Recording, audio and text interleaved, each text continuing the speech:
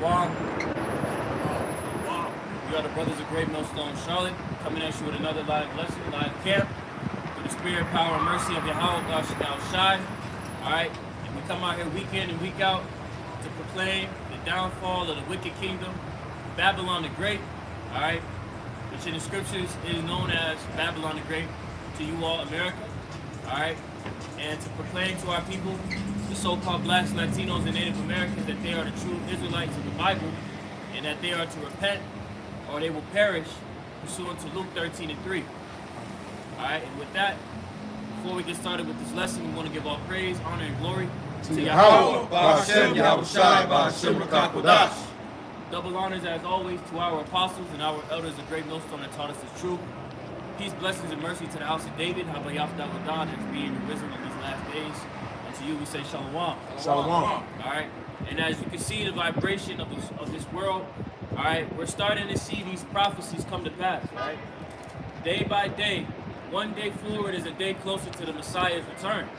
And then that means that there's going to be more and more prophecies to come to fruition. Alright, and we're seeing these various things gradually form.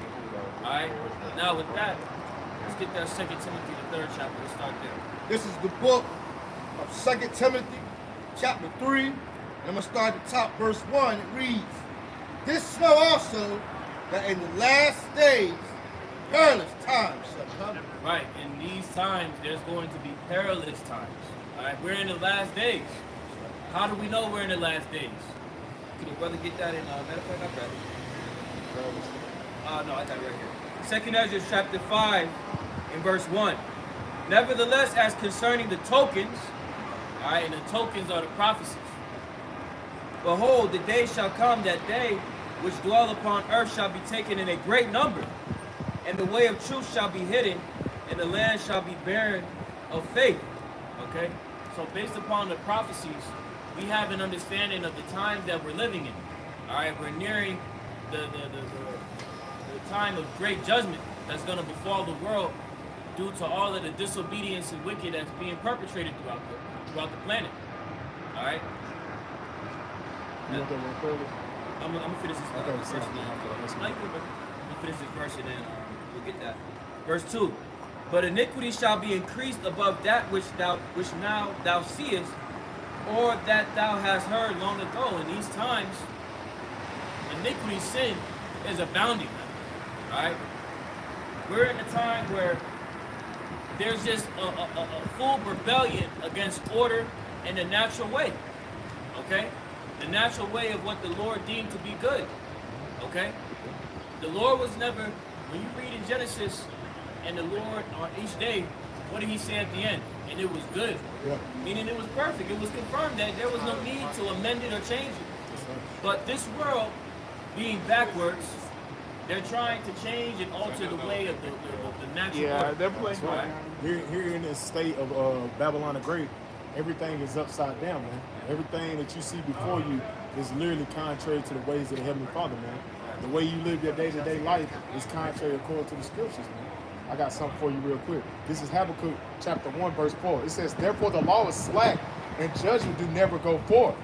For the wicked do compass about the righteous, therefore wrong judgment proceedeth." And that's what you're seeing right before you, man. Wrong judgment proceedeth on your day-to-day walk throughout Babylon the Great and around the world, man. That's why when you go into the scriptures, Job 9:24, the Most High said what? The earth was given to the hand of the wicked. So when you're seeing that, now you're seeing the wicked works that's being brought before you, man, through Esau, Edom, the so-called white man, which is Edomites according to the Bible. Esau, Edom in a position of rulership, everything is fucking backwards, as the brother's going into. Everything is going the wrong way according to the scriptures. Just to back you up. This is the book, Isaiah chapter 29, verse 16. It reads, "Surely your turning things upside down shall be esteemed as the potter's clay." That's why America's going to get the judgment that it's going to get, man. Because Esau, Edom has turned everything upside down, man. This is the book of Isaiah chapter 29, verse 16. "Surely your turning things upside down shall be esteemed as the potter's clay. For shall the work say to him that made it, he made me not." And that's what you see him going to the ways of Esau, Edom, man. It's transhumanism and the ways of his straight rebellion. Everything in this system is straight rebellion against the living power, man. You go in Psalms 14th chapter, man. That's the spirit that Esau Edom in, man. He's in the spirit of there is no God, man. That's what you see amongst these everyday Babylonians, man. Everybody in their walk feel like there is no living power, man. They have to question what's before them, because why? Science and the way Esau Edom brought forth these damn pseudoscience and false narratives, man. There's no fear of the Lord in the earth. The laws do go slack, man. Keep going. Continue on, or shall the thing framed of him that framed it, he have no understanding? And that's what you see, man. And here it is. You can take the gallbladder out. You don't need your gallbladder. You don't need this. You don't need that to live. You don't need the certain minerals and things like that, nutrients for your body, man. That's the mindset of Esau Edom, and that mindset has influenced the whole fucking world, man. Take it on the real level. Yep. They tell the world you don't gotta abide by the Bible to live how you want. You do that will. You see, this is why the world is in confusion. And these people are destroyed, man, because they don't have any structure, they don't have no order to walk in. That's right. That's where I never jump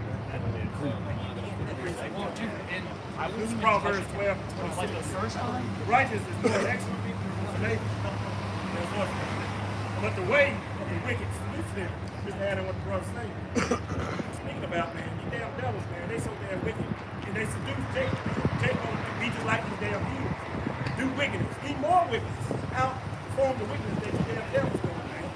They stepped at it with all that and glorify every damn thing. Y'all fall right to the trap of you damn devils. Sheep, lambs, and slaughter.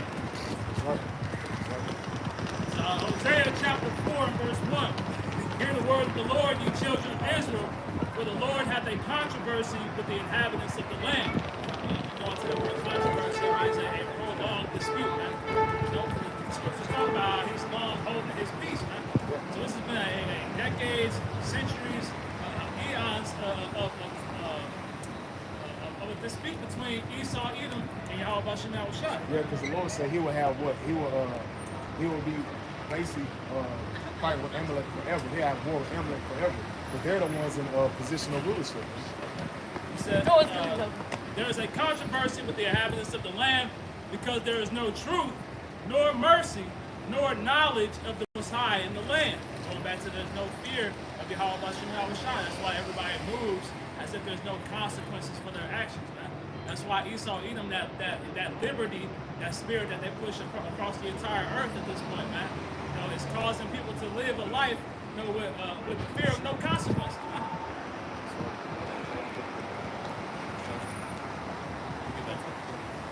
Book of 2 Timothy chapter 3 verse 1. Know also that in the last days perilous times shall come. Right, it coincides with the behavior of the people that we were just discussing. Alright. This lack of fear of Yahweh Shem Yahushua is what's going to bring about these perilous times that we're reading of. Alright? Could the brother grab that word for perilous? I got it right here. It says, to do hard, to make a reproach, hard to bear, troublesome. It says dangerous, harsh, fierce, savage. Right. These are the times that we're coming into. As you can see the state of the world, we're coming into troubling times. I hear it. Out of quick one because it says savage. And when you go into the scripture right here, Matthew 24 and 12, it says, and because iniquity shall abound, the love of many shall wax cold. And I believe that word cold goes into psycho. So it's pretty much coincides or synonymous with savage, you know. There's going to be an unruly spirit amongst the earth. And that's what you're seeing going on right now. You're seeing that spirit take place throughout the earth. That's why you're seeing submission amongst men, people rising up against the governments. That's why you're seeing what's going on over the Hamas and things like that, people speaking out. That's why you're seeing that cold spirit come amongst people, man. Especially the way the bills and the inflation and all these things is happening to coincide with all these wars and rumors of war. That's putting the cold spirit on the earth, man. That's putting that dog spirit, man. They don't make these movies like Purge and things like that for no reason. Because Esau Edom knows what time it is. He knows it's going to be some perilous times out here. It's going to get bad. Ain't nothing good coming to Babylon. Go ahead, get it? This is Ecclesiastes chapter 8 and verse 11. It says, because sentence against an evil work is not executed speedily, therefore the hearts of the sons of men is fully set in them to do evil. Right. So the minds of these people, because they never got checked going off, they've abounded in sin to where their minds have been wired to think that their way of going about things is appropriate. And that's what's going to cause these perilous times that we read in 2 Timothy, the 3rd chapter, to be as severe and as savage as they will be now. Okay, because why? These people don't have order. They tell you to do what? To set thine house in order. And that house starts with you, and then your immediate family. Right? Whether they hear or forbear, it's our duty to reform. Because if you don't reform your minds coming into the times we're in, you're not going to be able to sustain. There's a little bit more. People say another verse. Yeah. Ecclesiastes chapter 8, verse 11, 12. It says, though a sinner, 13. It says, though a sinner do evil 100 times, and his days be prolonged, yet surely I know that it shall be well with him. Yet surely I know that it shall be well with them and fear the Most High before him, but it shall not be well with the wicked, neither shall he prolong his days in shadow, because he feareth not before the Most High. Fear not the Most High. The importance of the fear of the Most High is not something that's to be played with. Alright? When you talk about fearing the Most High, you think about how you were to fear your parents. Fear, which is shown forth in your conduct, your speech, and your action. It's a verb. So you have to act on that. And because of these people not acting upon the fear of the Lord, they're going to be destroyed. As we see numerous examples of how people live a lifestyle that's contrary to how the Lord ordained us to live. What happens to them? They die. They just. This is Isaiah chapter 29, verse 13. It says, wherefore the Lord said, people draw near unto me with their mouth to honor me, but have removed their heart far from me. Their mind is completely spaced out. They think they know the Lord. They don't know the Lord. They fear the Lord. They don't fear the Lord. And how do we know? Based upon their conduct. That scripture will tell us to do. We judge the spirit by the spirit. It says, and their fear towards me is taught by the precepts of men. Precepts of men have completely blindsided the minds of the people of a way to serve the Lord. Instead of doing as the scriptures do tell us to do, which is seek ye out of the book and read. Okay? Because when you get that understanding as to how the Lord wants you to operate, your mindset begins to change. Yes. You start to reform your mind. You start to fashion it. Your betterment, Israel. You so-called blacks, Latinos, and Native Americans, for some reason, haven't figured this out. That you're in a battlefield, man. And there's so many snares that your enemy has set before you to try and make you think upon the precepts of men rather than the scriptures. I mean, this is why the book of Ecclesiastes says what, man?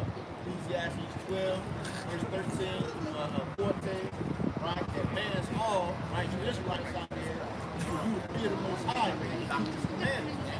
Shake has no fear, right? Go back to the earlier, right? Jake is pretty much engulfed in wickedness, right? Worshiping the holidays and things like that, man. Like in the gospel, if you keep walking down that path, you'll be down. See? This is the book of Jeremiah 5 and 21. Hear now this, O foolish people, without understanding, which have eyes and see not, which have ears and hear not. People, man. So-called Israelites, so-called Native Americans, blacks, Latinos, and Spanish, man. Most High say, fear ye not me. Y'all see what's going on in the Middle East. You see how they bomb each other. You see how they, the East people tore damn near the whole city up. That's coming to America, man. Y'all gonna fear when that happens to the children of Israel over here in America and scattered all abroad, man. That is the Lord, y'all about to be able to get shot in, and you're gonna come and try, to find the men of the Lord. You're gonna come try to read the scriptures, and you ain't gonna know it, man. You're not gonna know anything. You're gonna be feared. You're gonna fear in that day.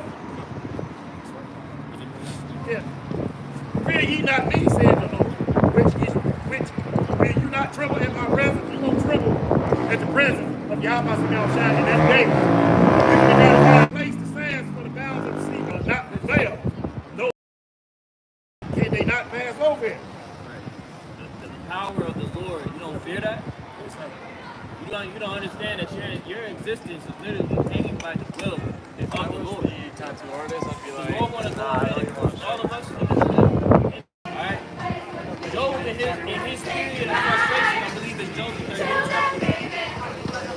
trying to, in the previous chapter, in the 37th, Job is expressing his frustration, and the Lord checked him. And went through a list of all of the acts that the Lord is in control of. And you got the audacity to sit up, wake up, and not reverence the Lord. That's contrary.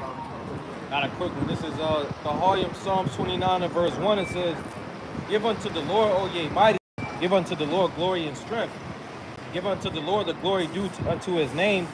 Worship the Lord in beauty of holiness. The voice of the Lord is upon the water. The Most High of the glory thundereth.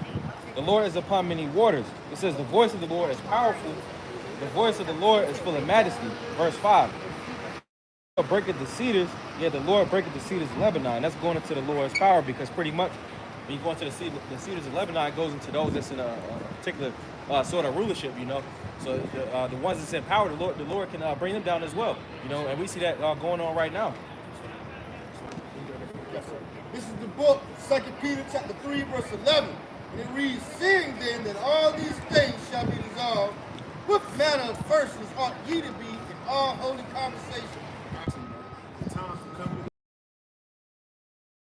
ways of Babylon the Great, man. So you should be in there, your conduct. What type of conduct, what way you should be carrying yourself coming in the times of Jacob's trouble, man. That's why the scripture says, "Examine thyself daily, whether you be in the faith." We're coming to the time where the Lord is about to show forth his hand, man. The Most High, the one you call God and judging the earth, man. But he's about to start to increasing the judgment brought forth on the earth, man. Because the scriptures that the brother brought out, man. Wickedness that's exceedingly polluted, man. So the judge is about to be brought forth before you people. So how you going to be carrying yourself in the last days? Should you be out here acting like a nigga? Should you be out here running to all this fucking folly and out here doing all these dumbass challenges to stand on your damn phone to all this tongue type bullshit? Most importantly, man, should you be simple? Yeah. All right, let's go with that real quick, man. The scripture about y'all can circle. Yeah. Redeeming the time.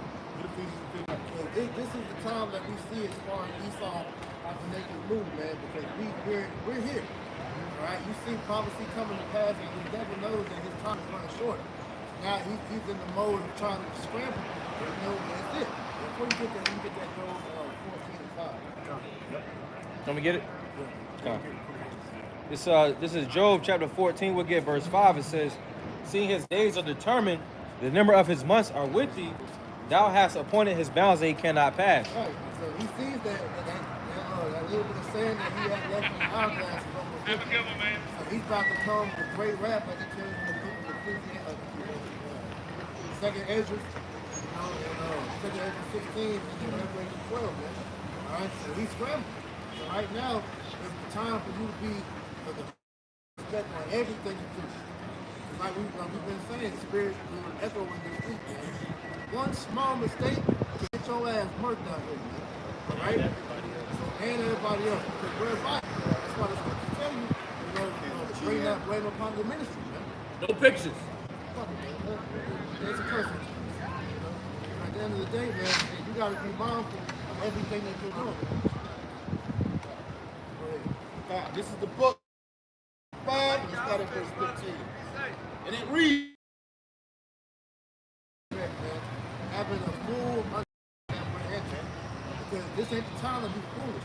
Like I said, no, you got to minimize the mistakes, man.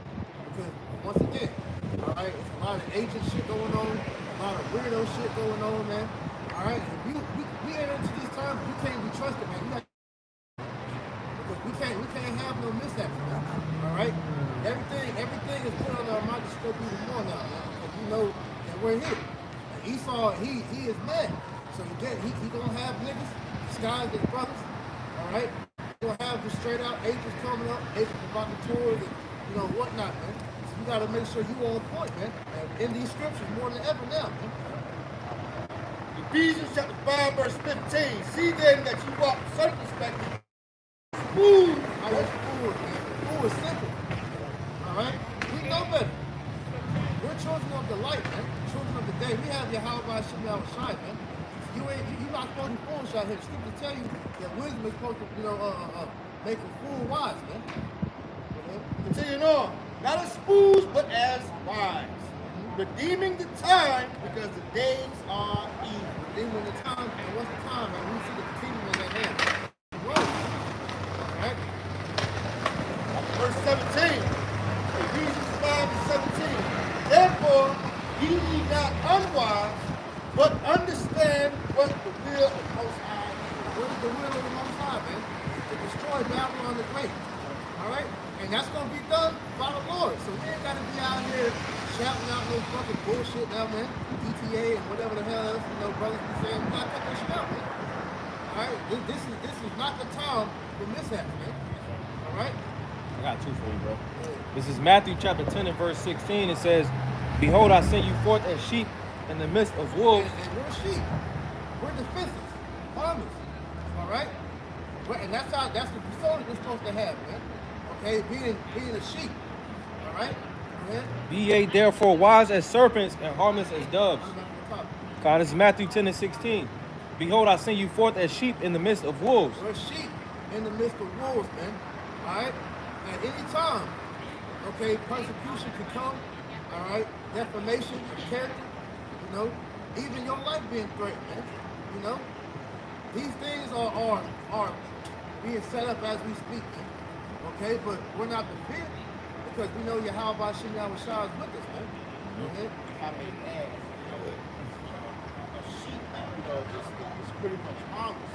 You see that sheep that, it doesn't walk around, right? Come to camp with sticks, right? So all you guys that are out here, showing up the camp with sticks and all that, you guys are being wolves, man. Right? And us brothers, we see right through you individuals doing that. Right? You're supposed to be wise as a serpent, man. Right? And harmless as a dove. Right? People say, at the end of the day, concerning niggas that's doing that, man, we understand what role they play. We're not even addressing them anymore, man. At the end of the day, it's you sincere brothers and sisters. This is who the message is to. Some other niggas, they're gonna do what they do.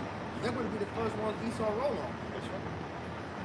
Continuing on, it says, be ye therefore wise as serpents and harmless as doves. You be wise as serpents, all right? The serpent, all right, when you watch, these nature shows, documentaries and whatnot, and you study how a serpent moves a snake is very calculated. Really, all animals are very calculated. They just not out here just doing shit just to be doing it. And also, if I can add, pretty much with a snake, if you look at a rattlesnake or just like a copperhead, cottonmouth, they blend in with the environment. Yes, right. They have a term, this military, they call it the gray man theory. You're able to blend in with your environment. All right, we're not out here to draw attention to ourselves, man. The only time the attention is being drawn is through these scriptures, man. All right. Other than that, man, hey, you need to just chill the fuck out, man. I have one more. This is 1 Corinthians 14 and 20. It says, brethren, be not children in understanding. Finish that. I want to do that back The 17 and 16. Why the certain God. Yeah, I finished out. You want to bring it back? The latter of Matthew 10 and 16, it says, be ye therefore wise as serpents and harmless as doves. Like the bar just said, man, hey, dove is completely harmless. So, hey, we're not out here trying to act like we tough guys, man. Because carnally, we ain't got nothing to go against the devil with, man. All right? Our fight is through these scriptures, man. Like it says in 2 Corinthians chapter 10, man. The weapons of our warfare is not carnal. So this is why you see Esau have to do these things like bringing these damn agents into the mixture of branded weapons, man. We ain't out here for that, man. It's 1 Corinthians chapter 14 and verse 20. It says, brethren, be not children in understanding, howbeit in malice be ye children, but in understanding be men. Yeah. Kind of pretty much just use the wisdom. A child would think in the spirit that some of these camps is coming in, be men in understanding. The scriptures say, when I was a child, I thought as a child, but when I became a man, I put away those childish things. Yeah. And as men, we should know better at the end of the day, man. Right? Controlling yourself, all right, especially your emotions, man. Okay? Because, man, like you speaking to persecution, all right? This slander, all right, that's gonna come down upon brothers, man. And we can't react in emotion. This is the wrong time for it. That's what Esau wants, man. Be emotional. Right? Another part of being, putting away those childish actions, man, is to prioritize the time that we're in. All right? This ain't the time to be out here trying to stack up multiple women. Now, if the Lord bring it, hey, cool, but your focus still the same, man. All right? Hey, knowing that Esau is about to, bring his family, all right? Your diet, all right, your health should be a part of that. That's part of ministry as well, man. Okay? It's not just reading the Bible every Saturday and doing the videos. No, this is a full-out lifestyle the Lord is giving back into us, man. Because when you go back into the ancient world, man, our people was on their health, man. They weren't out here just overgorging and fucking food and alcohol and all that shit. All right? Because the times we come into, brothers are gonna have to. Hey, you might have to run. Your health, you need to run. You might have to run a mile. All right, so it will behoove you to start getting your health together. You can't run. Start out by walking. All right. Hey, fixing your diet up, man. All right, stop eating all the fucking meat all the time, man. Cut back on that shit. As you see, Esau is poisoning everything, man. You know. This is the book of Sirach, chapter 30, verse 15. It reads, health and good state of body are above all gold, and a strong body above infinite wealth. Right. Let's say health is wealth. You know, at the end of the day, like you said, man, that's part of using wisdom. Because as the scriptures say, can somebody get that where it says, be as pilgrims on the earth?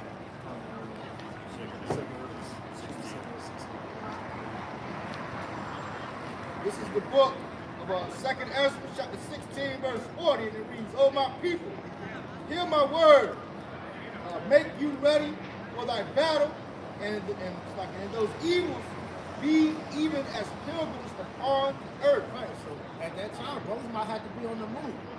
All right, pilgrim, man, it's like a nomad. All right, you're gonna have to constantly be on the move. So how the fuck are you gonna sit there and knowing this is prophecy, that might be a case, and your health is bad, man? You know, if you can't walk more than 10, 15 minutes without gasping for breath, man, hey, that means you need to do something about your health, man. Right? You can't fast for a day. That's bad, right? You gotta, hey, that's all a part of putting away childish things, man. All right, becoming a man, it's knowing the times you're in and preparing, soldiering up, man. All right. It says a person traveling to a holy place. It says to charge some vow or religious oblation or seeking some miracle, obligation or seeking miracle or spiritual benefit. Okay, we're all people. All right, because that holy place that we're traveling to is the kingdom of heaven, Lord willing. All right. So as I made mention of, we should have no ties to this world that should prevent you, all right, from being in the spirit of the Lord and looking for the Lord's return, man. All right, like I said, brothers got their own lives, they got families and whatnot, man. But the truth should be first, because we're coming into a time to where your family, all right, could turn on you potentially, man. Yeah. All right, hey, that movie, The Matrix, to me is one of the most spiritual movies of all time, because what Morpheus told Neo, it was like, look, anybody that's not unplugged is a potential agent. I don't give a fuck if it's your mother, your father, your wife, your children, they can turn on you. All right? The only true people that you have that you can rely on in this faith is the brotherhood. But even then, let me get that brother. You know? And we pray, all right, that brothers are going to point, but we understand that this time ago, some brothers are going to fold. You know? This is why you got to, be circumspect on that as well, man. We just laying all the guidelines out. All right? So we're not taken by surprise and none of this shit happens. Betrayal is part of the wrong. Betrayal is part of it, man. You saw how Judas did your house shot. This is the book, Jeremiah chapter 9, verse 4. It reads, take ye heed, every one of his neighbor, and trust ye not in any brother, for every brother will utterly supplant, and every neighbor will walk with slanders. Right, so understand that look, at any point in time, Satan can hop on a brother, man. Now, we're not saying don't be out here looking at brothers funny and shit, but just understand that shit can happen, man. All right? Satan is not immune to any brother out here, man. Any sister. That's right. So you got to be completely understanding the time that we're in, man. Go ahead. At the end of the day, going forward, all right? Fucking, let's get to talk about. All right, this brother's got to be on point, man. Knowing what's up, man. All right? Matter of fact, you go back to that one, the demon of time.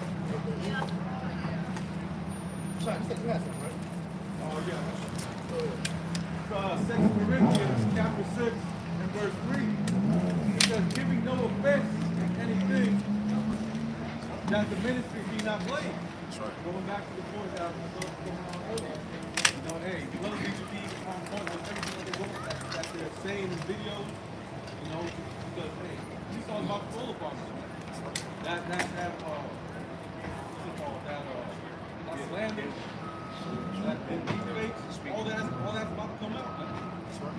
You know, everything is being setting up with our whole small happenings are going on right now. That's part of the wiles of the devil. As trickery, as treachery, as deceit, as craftiness. That's part of the wiles of the devil. And that's what you're seeing. He's about to get into his bag, as we was going to see last night. He saw he's about to go forward to that bag and start really playing on the emotions of his head. Again, like I said earlier, man, once again, being circumspect. Because one mistake can be tied to the whole ministry. The whole body can be blamed off of one bonehead ass mistake, man. You gotta make sure you're moving accordingly in the spirit, man. You know, don't be out here walking aimlessly, man. Everything you do going forward should be calculated. It's just a prayer of war, man. This is spiritual warfare that's taking place. You know, brother, get there real quick. I know sometimes. Tobit chapter 4 and verse 14. Let not the wages of any man which hath wrought for thee tarry with thee, but give them out of his hand. For if thou serve the Most High, he will also repay thee. The point: be circumspect, my son, in all things thou doest, and be wise in all thy conversation. So it's a commandment that we be circumspect in everything that we do, man. You know, from what we do out here on the highways and byways to how we maneuver throughout this world, man. That's right, brother.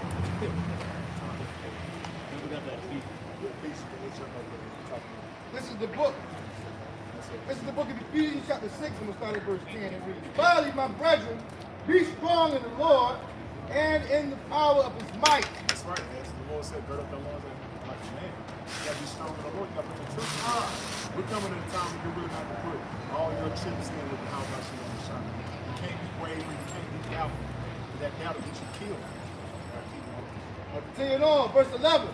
Put on the whole armor of the Most High, that ye be able to stand against the wiles of the devil. Yeah, put on the whole armor of Yahweh Shine, so you can be able to stand against the wiles of the devil. We're coming in the time of the wiles of the devil.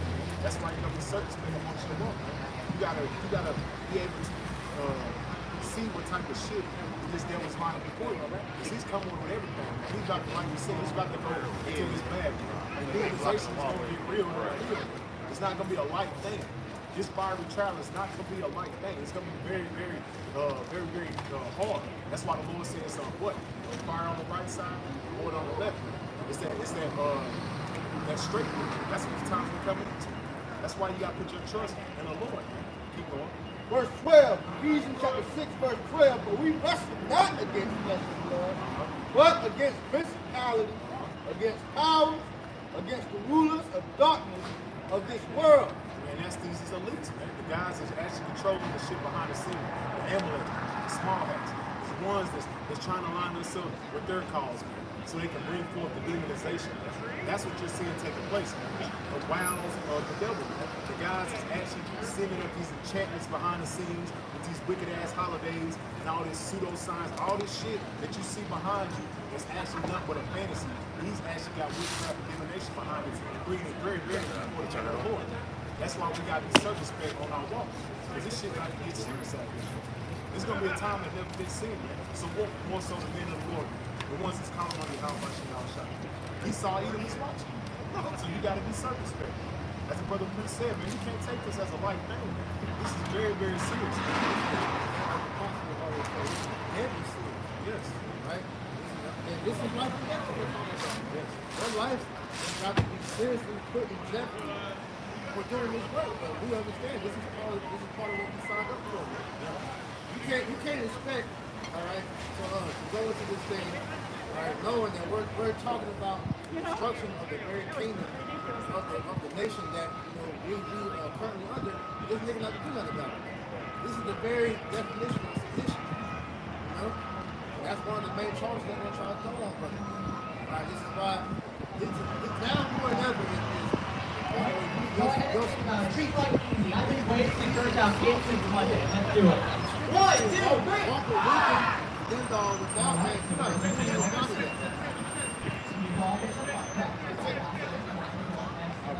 Ephesians chapter 6, verse 12. When we wrestle not against flesh and blood.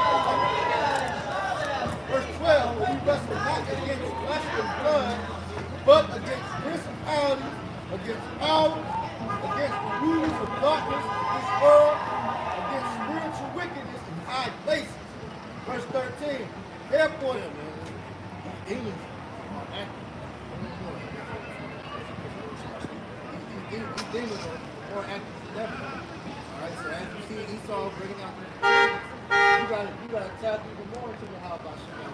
That's the only way you're gonna be covered into these times.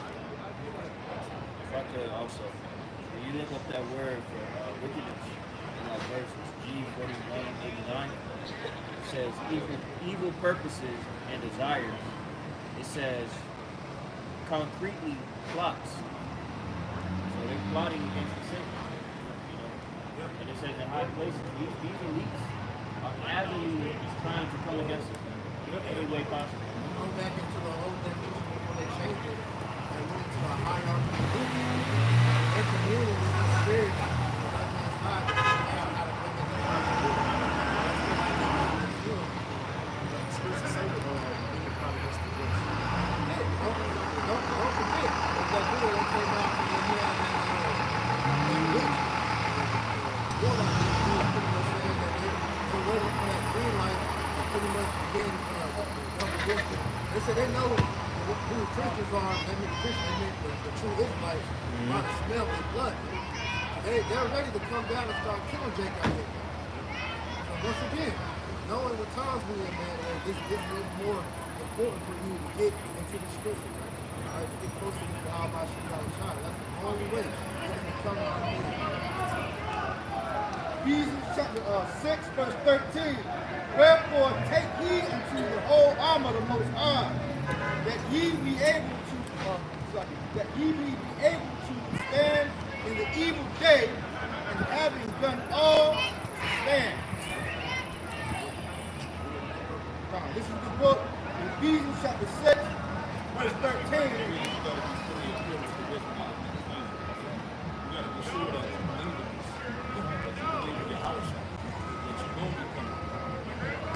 This is my text right here, man. Everything we've been going through up until this point has been like the pre-exam, the quizzes and whatnot. So your test is about to be put to the test this time that we're bringing into now. This is it. This is what we've been preparing for all these years of coming out here and teaching. Once again, you got to make sure that your faith is 100% cemented in the how about you know, your foundation is on the right thing. And we got all these different camps out here doing all the different doctrines and madness and whatnot, man. We're going to see who was right in the end. Ephesians chapter 6, you can't eat when you are possibly on the run. Alright? If you had troops trying to come in the doors 4 a.m., you know, trying to put you on a bus to the nearest concentration camp. Alright? Your family turning against you. These things, what is you going to lean on when these things happen?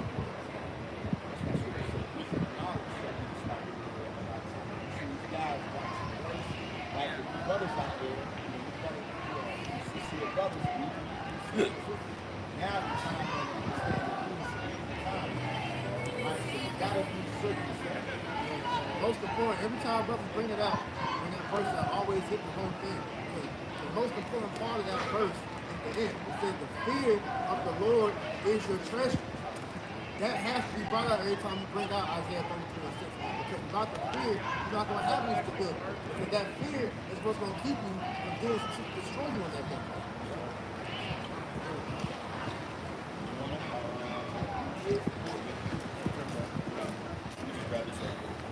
Second Ezra chapter 14 and verse 13. Now therefore set thine house in order, and reprove thy people. Comfort such of them as be in trouble, and now renounce corruption. And that's what we're doing. Alright, we're setting our house in order. Again, ourselves first, and then those that are around us immediately. Alright, trying to reprove our people. Alright. right, so Isaiah 58 and 1. All right, blowing that trumpet and letting our people know their sins and transgressions, right? Whether they hear or forbear.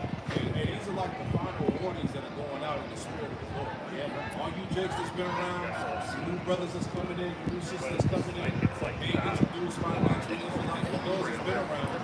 And these are like the last words, so to speak. Final Trump about to be going, man. It's about to go down. And Esau's about, hey, you don't forget, the whole agenda of this so-called man's New World Order, his enterprise, is to completely cut off Israel.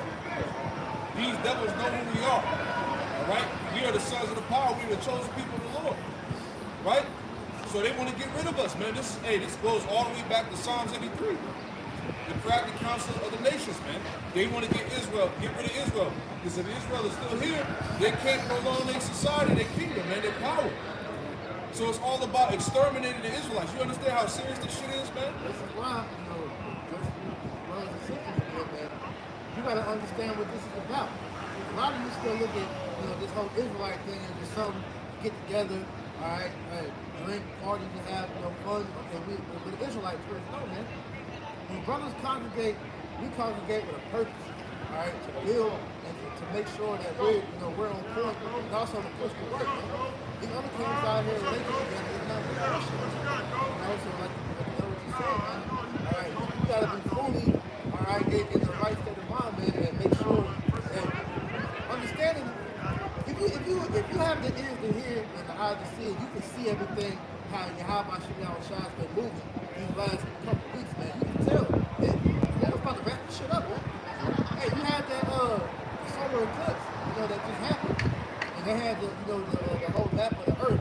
America was in complete darkness, And then on top of that, I was listening to the brothers up in New York earlier. They said it's supposed to be another one coming in April. That's going to be the opposite side. So when they put them both together, it's going to be a thought on America. I mean, it's going to be an X. What's that saying? What's just understood, man? If I could add, pretty much Thas, the last letter, and it's the end, Exactly. We about to rule the world in the next life to come, right? These nations know that. This is why they want to get rid of us, man. It's bigger than black and white, man. It's bigger than racism, right? These nations know that we are the chosen seed line, Abraham, Isaac, and Jacob, all right? That our power is the true power, Yahweh Shai, the power of all heaven and earth, man. So they're trying to stop that. So once we get put back in power, that's it. We ruling for eternity, man. And guess what? These nations will be under our feet, man. So you think these nations want to have that? That's why it's all out. It's an all-out war, all-out onslaught against the tribes, man. Right? You can finish on Verse 14. Let go from the mortal thoughts. Cast away the burdens of man. Put off the weak nature. Put off now the weak nature. And that comes with the reformation of your mind.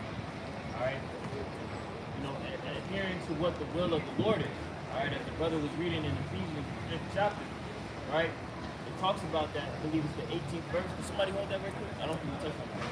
But understanding the will of the Lord is important, man. All right? That lifts that eases that understanding of the times that we're in, man. Because everybody is flooded out with the burden.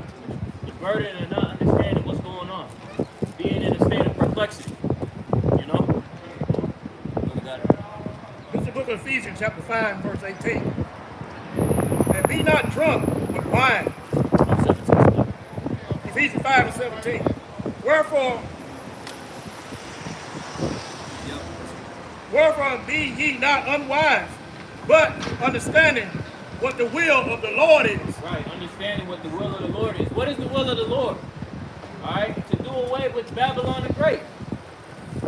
When you read in Revelation, the destruction of Babylon was already written to take place. We're just allowing things to play out. All right, Revelation, the 18th chapter, goes into the destruction of Babylon. All right, and there were going to be a series of events that would lead up to that destruction, and we're seeing these things play out in real time. Okay, so that's what eases that weak nature, man. All right, casting off the cares of the world. Okay, because that's oftentimes swallowing up the minds of our people to go astray from the Lord, man. Not understanding that this world is going to be done away with. Right. At the end of the day, just adding on to your point, what's going to help ease your mind is to know what's coming after you. Because a lot of Jake knows that America's going to be destroyed, but they don't understand what's happening. So a lot of them be in that, hopeless, depressed, spirit where we all just going to die. No, man. The scriptures say not all shall taste death, man. All right? And furthermore, the members of the elect that do have to die, they're going to be risen up, man. So it's a victory that's awarded unto the elect as long as they endure to the end, which the elect will endure to the end, man. This is why we got to constantly push the victory as much as we push the defeat, so that Jake, has a clear mind to battle those demons whenever they come upon him. This is Proverbs chapter 29, verse 18. Where there is no vision, the people perish. That's priest 1 and 2. That's why Jacob can't see nothing past America. That's why Jacob is full of himself in his mind to do what's before him. That's straight wickedness. That's why Jake has to separate himself. That's why the scriptures say, where there is no vision, the people perish. And Jake don't see nothing after America. Jake can't see himself in a position of leadership, man. That's why you should seek the scriptures, man. It says, but he that keepeth the law, happy is he, man. And that's the position that you see before you, the men of the Lord. He that keepeth the law is but taking heed to the scriptures. And what the Lord say, be happy is he. Because we understand it's about to be a transition. We understand that we're in a period where the Lord is transitioning the kingdoms. We go into around the 10th chapter. That's what the time period we're in right here. And we see the vision. We see us in a position of leadership. And we see these damn heathens going down. So 2 Ezra chapter 7 and verse 15. Now therefore, why disquietest thou self, seeing thou art but a corruptible man? And why art thou moved, whereas thou art but mortal? Now that word disquiet goes into a feel of uneasiness or anxiety, man. Right? Because we're not anxious, in a negative sense, man. We're anxious because, we're seeking to see these things happen quickly, man. It says, why hast thou not considered in thy mind the thing that is to come, rather than that which is present? So as brothers is going into, man, our focus is on the kingdom to come, man. And we understand that we have to go through these perils in order to get there, man. So that makes it easy for us to wrap our minds around these things, man.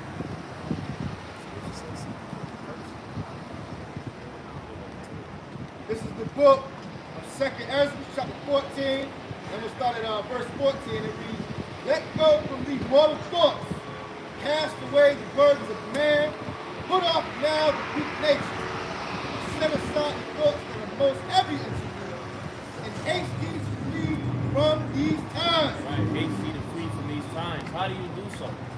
Could a brother grab Romans the 12th chapter? How do you haste to flee from these times? Because everybody is looking about how to make it through these evils that they clearly see, but they're going about it the wrong way. What verse? Romans the 12th, start at 1, and then somebody hold Revelations 3 and 2 and 8. This is Romans chapter 12 and verse 1. It says, I beseech you, therefore, brethren, by the mercies of the Most High, that ye present your bodies a living sacrifice, wholly acceptable unto the Most High, which is your reasonable service. Right, this is your reasonable service as an Israelite, man. All right, to present your body as a living sacrifice. Can you read it? And be not conformed to this world, but be ye transformed by the renewing of your mind, that ye may prove what is that good and acceptable and perfect will of the Most High. That you may prove what is good, so that, Lord willing, you will be afforded the opportunity of salvation. All right, and deliverance out of these times, and a hedge of protection. Okay? You can't get that if you never change.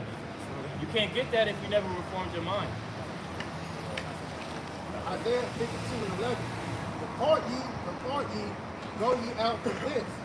Touch no unclean thing. Go ye out from the midst of her. Be ye clean that bear the vessels of the Lord. Right. Be clean, man. Be holy. All right, you have to be separate. You have to separate yourself from the fashion of this world, because pursuant to 1 Corinthians 7 and 31, the fashion of this world is going to pass away. All right, so you have to liken your mindset to the fashion of the Lord. All right, you have to liken your mindset unto righteousness. Okay. That's a part of being a vessel of the Lord, man. Is being of use to him. It's the reason why 2/3 of the nation of Israel is going to be destroyed, because they're of no use to Yahweh Shemel Shai. All right, they're spotted vessels, broken vessels that can't hold any water. They're completely useless, and ultimately, all right, they're spiritually dead. And the Lord wants to worship. You can't worship the Lord from the grace, and therefore, like Matthew 5 and 13 tells you, Jacob's good for nothing but to be tried in the foot. This is why he's going to allow Esau to mow these niggas down, man. Whoever got that revelation. Yeah, it's the same when Hamashai, he calls that fig tree the wither. That fig tree didn't produce no fruit. Right? These niggas are fruitless out here, man. You have no purpose. Hey, 2 Ezra 9, how you created that vine in vain. How's it go? Paraphrasing. The useless cluster. 2 Ezra 9 chapter. Cluster, yeah, let the multitude perish that was born in vain is the point I was making. Right? They have unfruitful works, man. Because as an Israelite, they're supposed to be putting forth our purpose to the world. And our purpose is to bring forth righteousness into the world so that they can see the works of Yahweh by Shah. So if Jacob's not doing that, then what the fuck are you here for? That's why Esau, he rather turns from niggas used to eat. Your existence really here is useless. A niggas home, they go all day, they wake up, smoke a blunt, fuck a bitch, go to work, go home. Like, bro, you ain't doing shit productive for the earth. Rich. Rich water, rich water. That's all Jake do, man. You gotta be purged out, man. Cause nigga, you ain't no use to the Lord, man. Revelation chapter 2 and verse 18. 3 and 3 and 18, it says, I counsel thee to buy of me gold. Right now, when you look up that word counsel, it goes into advise. Okay? The Lord is advising our people, the so-called blacks, Latinos, and Native Americans, to buy of this gold, which is this truth. Alright? You tried out everything and it's failed you. Every belief that you've clung to has ultimately led to your demise. And it's worse than your people, man. Keep reading. That word advise means to consider. I counsel thee to buy of me gold, tried in the fire, that thou mayest be rich, and white raiment, that thou mayest be clothed. Right, and white raiment that thou mayest be clothed. Okay? How are you going to be clothed? With that white raiment is going to have your sins blotted out. Alright? When the day of judgment comes, you won't have to concern yourself with the judgment because the Lord has blotted your sins out for you, man. That blood was shed and it's covering you. So, to go back into that 2 Ezra 14th chapter, that's how you get that hedge.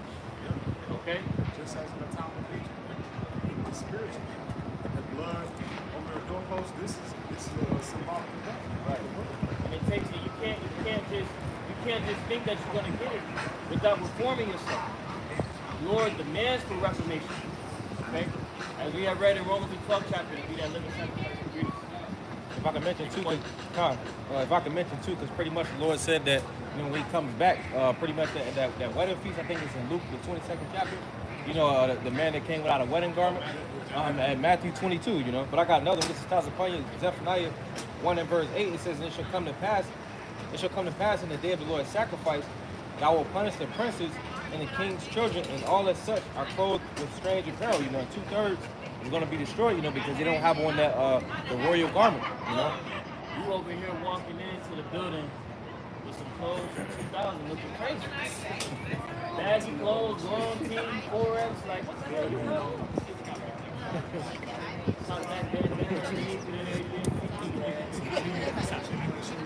That's how the Lord gonna look at Jake like that. Your fashion ain't right.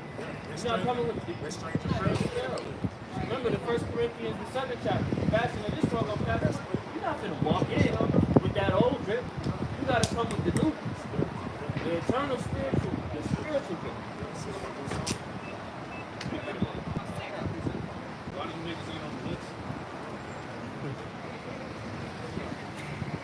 Isaiah 2 and 1, it says, awake, put on thy strength, O Zion, put on thy beautiful garments, O Jerusalem. Right, put on thy strength, put on thy garment, which is the truth, man.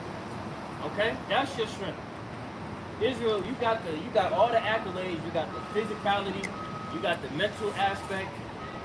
Jake, if you start to make sense of things, they get financially stable, they on top of it, right? Conscious. Somewhat spiritually aware, but they Well, see, that's the thing. Jake can map it out mentally, physically, emotionally, financially. But when that fifth part of spirituality is missing, it's incomplete. Jake is true. What's fine? Exactly, and that's where the power lies. That's where the strength is. Right, that's why Esau couldn't allow Jake to come back to remembrance. Right. That's why he did everything in his power to keep Jake sleeping. Exactly. Billions of dollars poured into what? To the church industry, to rap and fucking black culture, man. To keep Jake dead from who he really is. So once Jake tapped back into that, it was over. That thing. It was over. And Esau and these nations understood that. Right? That's why so many snares and all these different things. Because they know at some point, Jake was going to search for something because he knows that our people are jealous. You know?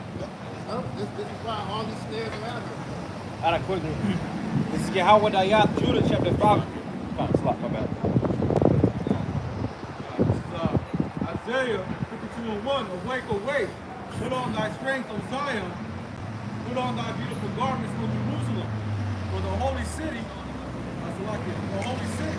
For henceforth there shall no more come to the circumcised and the unclean. Going back to the book of Moses, you gotta put on this beautiful garment. That's right. This is the only way we're going to be able to escape and have that detachment from that place. Right. Most high protection, that heavy protection around us. Right. It's the fasting. You gotta put out the old and come in with the new. That's why the scriptures speak about what? That old man. Right? The new preacher. Right, becoming a new preacher because everything about you, you gotta be able to change that through the spirit and power of Yahweh Bashim Yahushai, man. You can't expect to be the same person that was seeking after this truth 5 years in, 1 year in, a day in, man. You gotta make strides to become better. And that's what the Lord is demanding, man. The point that I heard last night, the elder, that was amazing point. It's like, look, as you grow in this truth for years that you come to this truth, just like how it was in the ancient world, man, you become more accountable for the law the closer you get to becoming 12 years old. And so when you spiritually are in this thing for a certain amount of years, the Lord ain't gonna let certain shit just keep flying like that. You should know better. The mass start to add up. It might come at a different cause than others. We'll go back to that. Revelation chapter 3 and verse 18.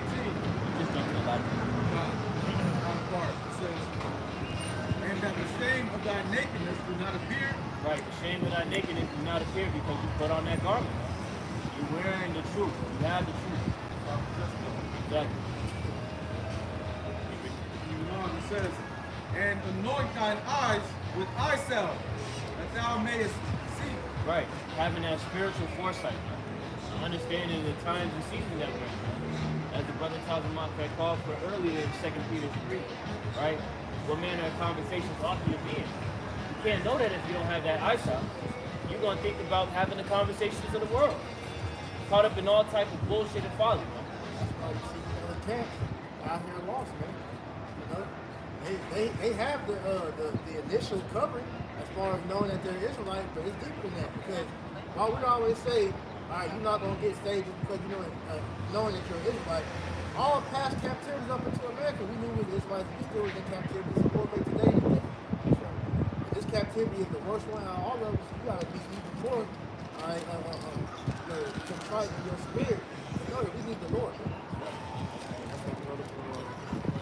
Let go of our weak natures and fashion. You made a good point, Priest. There was captivity that we were in that we didn't, that we knew we were in. But the key to getting out of captivity was us coming back to the truth. Matter of fact, the brother grabbed Romans 8:32. Got that right fast. Just to make that point. That was a good point that you made. The book of Romans chapter 8 verse 32. He that spared not his own son. It's about John 8:32. John 8.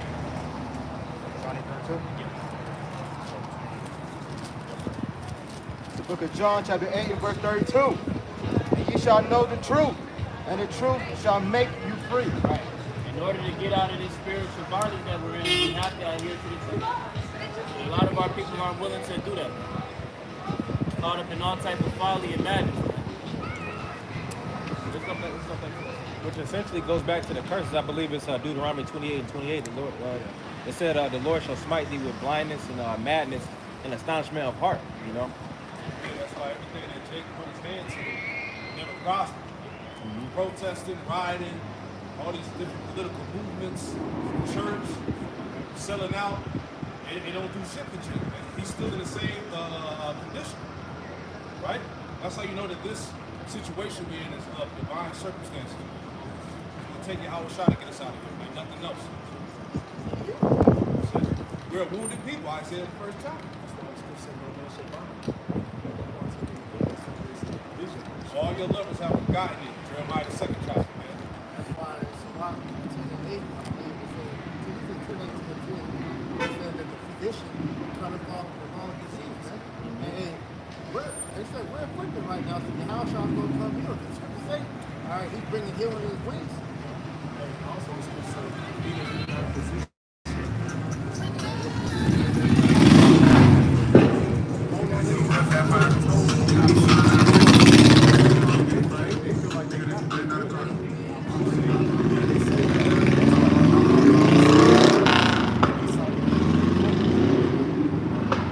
This is the book, 2nd Ezra, chapter 14. I'm going to read verse 16. It reads, for yet greater evils than those which thou hast seen happen shall be done hereafter. Man, you think that shit going on in Israel right now, you think that's bad? The scriptures say greater evils are going to happen, man. Right? Verse 17, but look how much the world shall be weakened with age, so much more shall evils increase upon them that dwell therein. Right, evils are going to increase upon these people, man. All right, the brother grabbed that in Ezekiel. Right, evils and only evils. So I got it. This is Ezekiel chapter 7. We'll get verse 5. It says, thus saith the Lord, power and evil and only evil, behold, is come. It says, an end is come, the end is come. It watcheth for thee, behold, it is come. Right, because these evils and the ending point of them were appointed. All right, as we have read earlier in Job the 14th chapter, the Lord has appointed bounds in which this devil cannot pass. All right, so it has to be a series of events to take place before he's able to go ahead and end his captivity. All right, Got a quick what's one. going on? Keep going. Yes, Come. This is 2nd Ezra chapter 9 and verse 5. It says, for like as all that is made in the world hath the beginning and an end, and the end is manifest. It said, the end is come, the end is come, behold, it watcheth for thee, behold, it is come. You see, because this says it is manifest, which means it is obvious. You know, we're seeing the signs, we're seeing the wars, rumors of wars, skirmishes. We're seeing these nations that have plowshares beat them into the pruning hooks, or roughly paraphrasing, you know. Pretty much they're mounting up for war. that's the state that we're in. A time of great evils. Want to bless her? Yeah, I'm gonna read this in the GNT. It's 2nd Ezra chapter 14 and verse 16 in the GNT. It reads, you have seen many evil things already, but far worse things are about to happen. Think about these might of our people, man. All of the evil that we've seen. And it's gonna be a time as never before as pursuant to Daniel the 12th chapter, man. You have to conceptualize that, Jake. And can you really say with a surety that you prepared for that? Niggas ain't prepared. If we put these Israelites that are here today and we teleport them 300 years back into the past, niggas not making it past a year. Exactly. So how can these Israelites that refuse to hearken to the voice of the Lord be so powerful in their minds that they're gonna be able to make it through these times without a hedge of protection? That's it.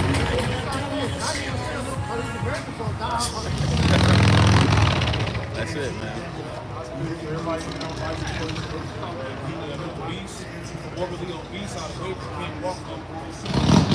You out of there. once you spend on these pharmaceutical companies Yeah. and things like that, you're out. And they already said that most of Americans are on some type of pharmaceutical drug. So when they cut the pharmaceuticals off, people are done out here. A lot of people on antidepressants and all types of shit. Can't cope with reality, right? So they're gonna fucking die out here. Think about the power, right? That goes to What's that right there?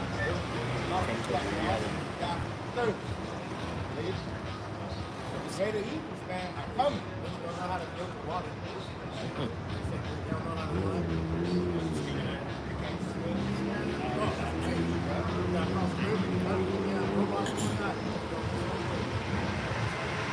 That's what the Lord said in Isaiah 65. He said, my servants will eat without drinking. So it's going to be a spirit on brothers in that time to be programmed to have the ability to do things, to survive. And then on top of that, hey, just like in the wilderness, the man that came down. You see what I'm saying? So the Lord is going to make things appear out of thin air. I mean, nothing is impossible in the How About You Shot. You gotta know that. That's why the scripture says you gotta be still and know that I am the Lord. And the Lord is going to put you in a situation and test you to see how far you willing to go. All right. Oh, my bad. Now, it's, going back, 2 Ezra chapter 14 and verse 16 in the Good News translation, it reads, "You have seen many evil things already, but far worse things are about to happen. As the world grows older and weaker, the evils will come upon its people and will multiply." The Lord not letting up. No mercy. Ezekiel the 9th chapter, man. He told the angels to smite. He said, spare nobody, man.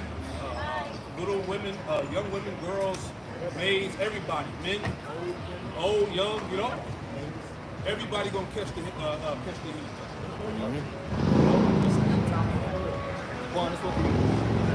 The book of Psalms, chapter 119, and verse 126. It is time for these. Psalms 119 and 126.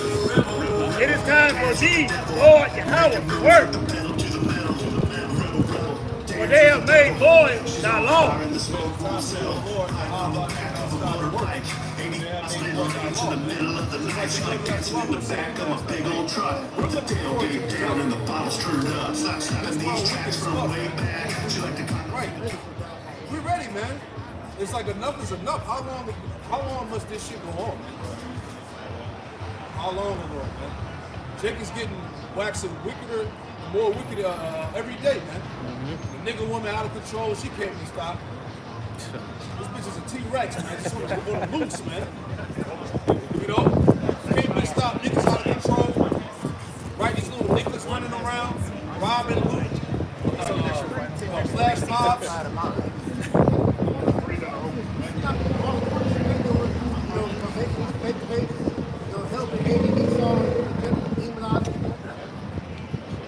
It's corny, man, but hey,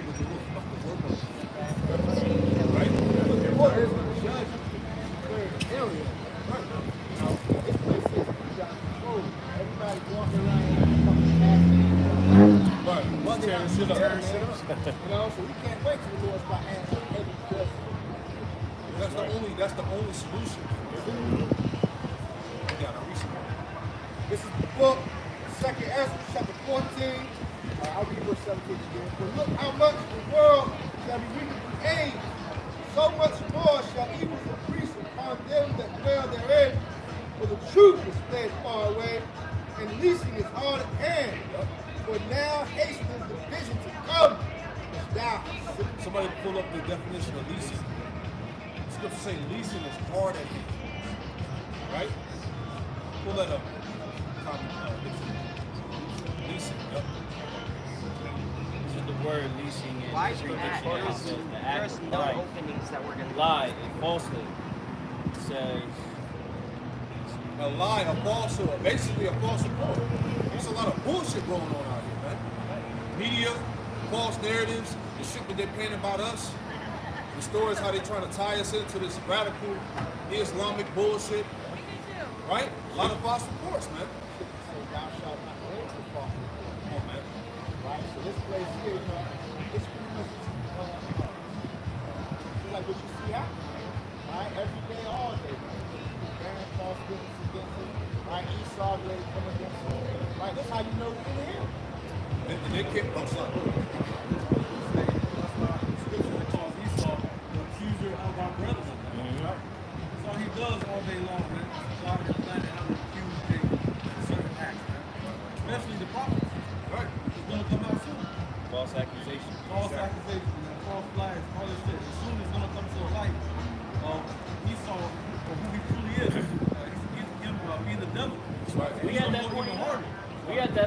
right now, where you got people on the World Wide Web that are like, hold up, man.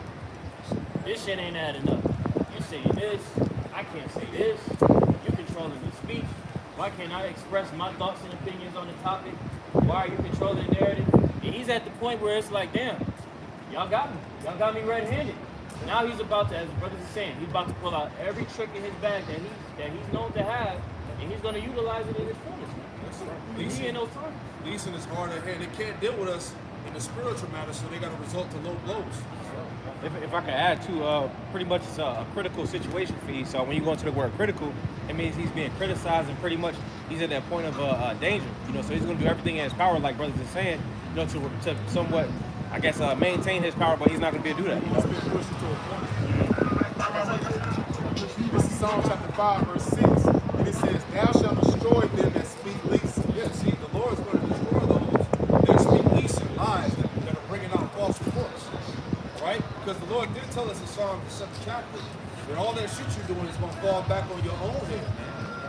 You know? It says, Nobody gets away. it says, "The Lord will avoid the bloody and deceitful man." The bloody and deceitful man, going back to the Edomites, man. The harbingers of death, man, causing chaos and havoc and destruction all throughout the earth, man. Now it's your time to fall. Now, hey, you can't run no more. Cain been on the run for years. His descendants been on the run for years, man. Now it's time for you to be judged. It said that how the scripture was, Job, if the wicked be multiplied, it's with a sword, man. Right? You done spread your ass, your funky ass all over the planet Earth, destroying shit, ecosystem, civilizations, oppressing people, putting sanctions on nations. You control the money supply, the resources. These nations are tired of that. Then you want to act surprised when you get called out about it. You the devil that the Bible speaks of, man. A nation of liars, man. And it's all coming out. That's why you cringe when you hear this truth. Right? Talk about hate speech, man. But you bombing nations, man. You poisoning water supply. You oppressing people, man. Hell out of here with that, man. See, none of that shit don't work no more, man. It's out of there, man. So do what you gotta do. Scripture say, "Have I become your enemy and I tell you the truth?" That's it, man. All we doing is speaking facts. It ain't a fairy tale. You bombed everybody, man. You stole everything. That is your whole DNA. Right. It's to rape, rob, and steal. And then you got all this technology, you got all this worldwide surveillance, right? But you can't find all these little children that's going missing, man. All these little kids getting snatched up, man. Sacrifices, pedophile rings, but nobody knows where these kids is at.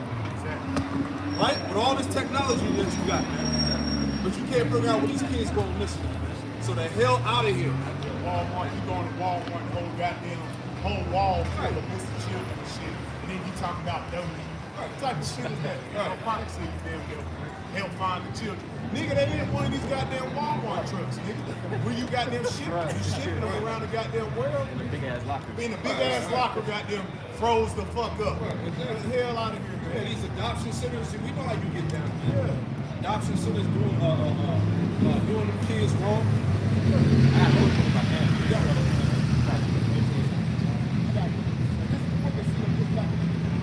Look at Psalm chapter 58, verse 3. The wicked are straight. They go straight as soon as they are born speaking lies. It's in his DNA to be a liar. He was created to be wicked. As soon as he born, he's speaking lies. Like, 30 years. He was the next life. Yeah, because you gotta understand, the serpent was a nation of people, man. A nation of diviners, man. Witches. Exactly. Psalm 58:4. Their voice was like the voice of the serpent. They are like the deaf adder that stops the ear. Yeah, they're not, hey, these Edomites are not going to take hold of the truth. The truth is not in them. Right? They're not going to do right. Go ahead. So, they're not apart in. It's a thought. That's it. So you ain't even do judgment alone. Psalm chapter 58, verse 5, which will not hearken to the voice of the charmer. The charmer never so wise. He's not going to take heed in any form of truth whatsoever. He's anti-truth. This is why he has a term called misinformation. When the truth starts to come out, that's his way of combating the truth. by calling it a lie. Who changed the truth into a lie, the scripture say? This is him. He has a whole kingdom, the society set up off lies. Right? Pretty much, you get found in his hand. And he's been caught right. This is the book of Psalms, chapter 52 from the top. Why boastest thyself in mischief, Almighty man? The goodness of the Most High endure it continually. Why is it that this devil is boasting in his agenda that he's about to roll on the planet and act as though he's going to have an everlasting technology? You know? Brother. A bunch of madness. The scriptures, repeat that last time. Psalm 52. You got it. The goodness of the Most High endure it continually. The goodness of Yahweh Hashem Yahushua endures continually. Esau, you were set up for the purpose of being loose for a little season, man. Not forever. You are just a mere character in the story. You're not the star. We're gonna prove it. Thy tongue. You're the antagonist. You're the bad guy. Psalm 52 and 2. Thy tongue deviseth mischiefs, like a sharp razor. Right, that tongue deviseth mischief. Right? What's one of the speech of Esau, as we know, on a day-to-day interaction with these Edomites. All right, that's how they speak. But one of the ways how Esau is able to use his tongue is through his media. All right, which he promotes and propagates nothing but lies and deceptions to pretty much fool the minds of the masses of these people to think a way that's contrary to the truth, man. It's so bad that pretty much it got like it's like an art. You know, so he speaks with like a double tongue. They use it in the law system. Right.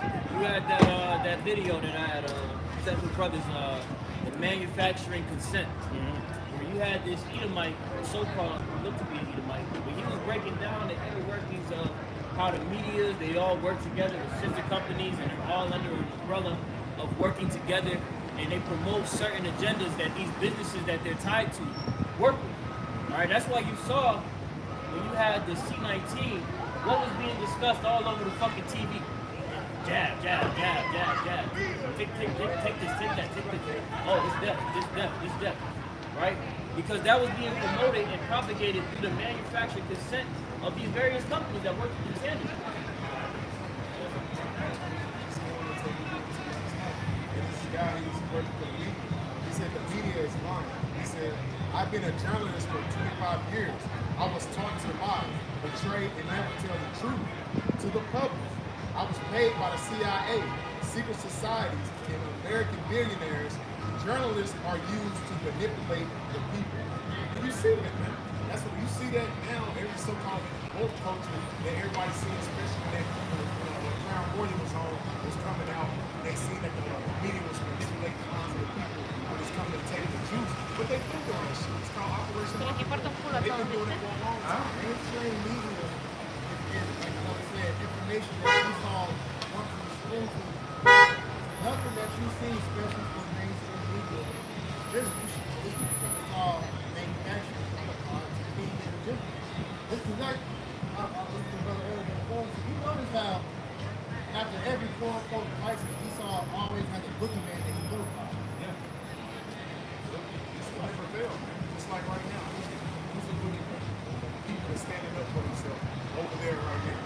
And it's so, as the brother has said, it's like an art tool because he's pushing the narrative so hard of the people that are standing up, you know, siding with the Israelites. He's pushing that narrative of, well,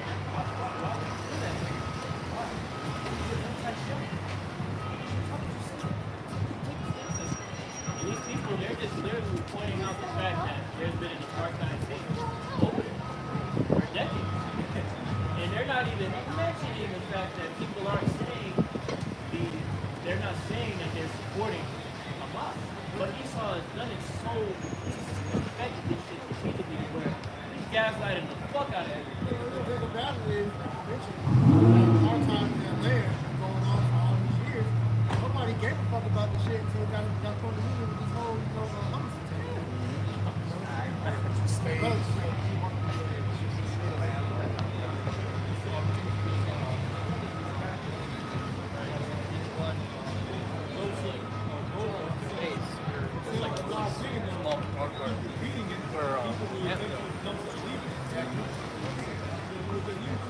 and that's how Esau even pushed up this bullshit. They just can't do the same that you should be entrusted with. That's the same shit he been doing. He's been doing the same shit. He just repeats it when you believe it. All right, I got a precept on that. This is the volume Psalms 144 and verse 11. It says, "Rid me and deliver me from the hand of strange children." It says, "Whose mouth speaketh vanity, and their right hand is the right hand of falsehood." They pretty much rely on their media, but they pretty much rely on that fourth film. You know, they rely on deception. You know, Everything is painless for you to feel sorry about this big no small house. You know, and if you notice the trend, every time somebody decides to try to speak out against these damn devils, all right, and they're demonized. Boom. They're needed. They use different tools, to play on the mind. Like you said, man, Esau, when you go into it, the media goes back to Medea, the demon. All right, it was a witch. All right, an old ugly ass Edomite bitch. You look at Google. All right, so with the media, all the media corporations are owned. You look up the Big Six, man. All right, the Big Six branches off from these different networks, which are all owned by the by the devils, man. All right, the elites, man. From you got the TV, all right, the newspaper, the radio, the music, all owned by Esau, specifically the Amazon. Never trust thy neighbor. Right? You should not listen to anything that this devil here got to say whatsoever. Right? It says the joke, you listen to him at all. Right? You can trust him. I was about to sit on the side. A lot of you so-called black nationalists in America, everything up this devil got to tell you. Right? This devil here, he's leading you to the slide. This truth, man, it teaches you on how to question everything. You're never supposed to believe something because somebody told you. Our teachers, they told us the same thing, man. All right? We don't believe them. They told us that. They told us, look, don't believe us. He said, go look it up. Yeah. This is Bon Sirach chapter 5, verse 15. It says, "Be not ignorant." This is Sirach 5 and 15. It says, "Be not ignorant of anything in a great matter or a small." Be not ignorant of anything, anything big or small. So it's supposed to be nobody else.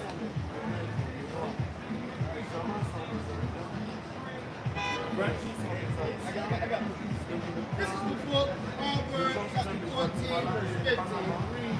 The simple believe every word. See, that's a lot of so-called black box in America. Right? A very simple, stupid. What? Sodish, man. That word sodish means stupid. Alright? Huh? No. I'm Congolese. Like Judah stuff, Negro. That's me, man. There's a lot of history that we had over in Congo. I know we start mathematics and stuff, coding and stuff. We start. As a Congo, we start. Proverbs 14:15. But the simple believe every word. But the prudent man looketh well to his own.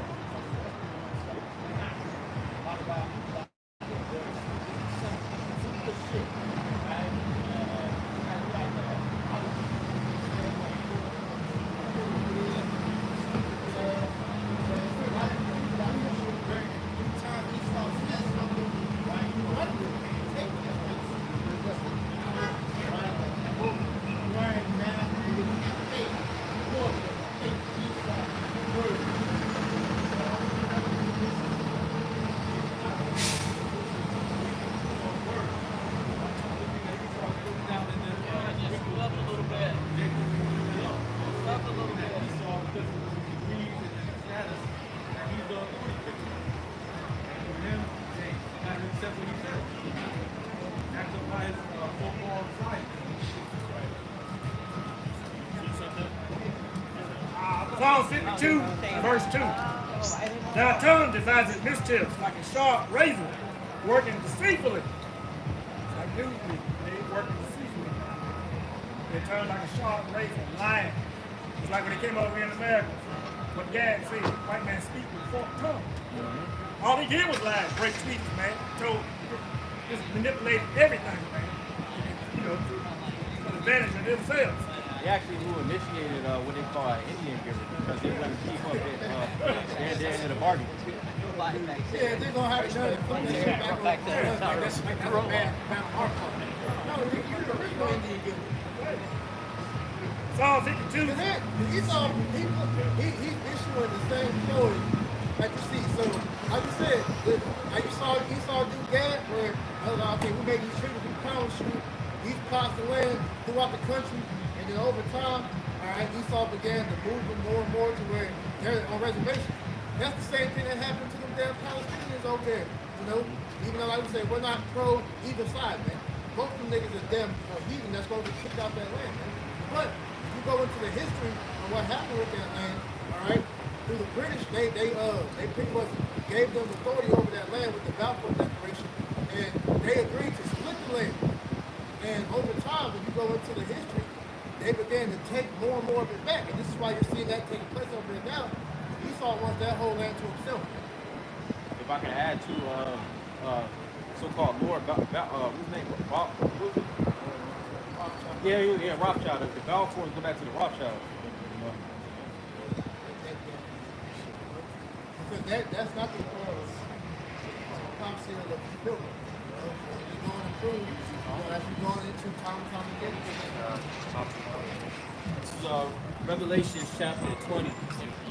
Matter of fact, read verse 2. Psalms 52 and verse 2. Thy tongue devises mischief like a sharp razor, working deceitfully. This is the book. The book of Psalms chapter 52 and verse 2. Thy tongue devises mischief like a sharp razor, working deceitfully. Right. That's the MO of Esau. Alright. He can't help but to deceive because that's how he was set up to be. He was programmed to be this thing. We're going to show it. Yep. Go back to the sea.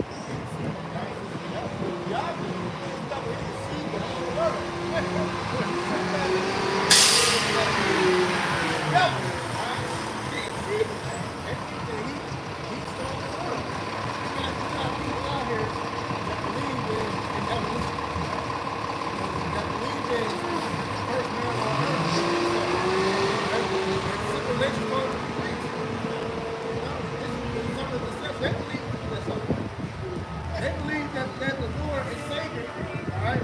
Look like an Israelite, look like a so-called white man. Hell no. Right? Your facts don't add up, man. Where's that? No? This is the book of Revelation chapter 20. This is the book of Revelation chapter 20, verse 7. And when 1,000 years are expired, Satan shall be loosed out of his prison. Right, so that 1,000-year period is when you had the Israelites that established their power. Okay? Ruling in the regions of Europe, alright, and Satan, he was cast into that bottomless pit. Now that bottomless pit was Europe. Alright? That 1,000-year period, Esau was just dwelling in caves, being a caveman. Okay? Exactly. But it says after that 1,000-year period, he will be loose.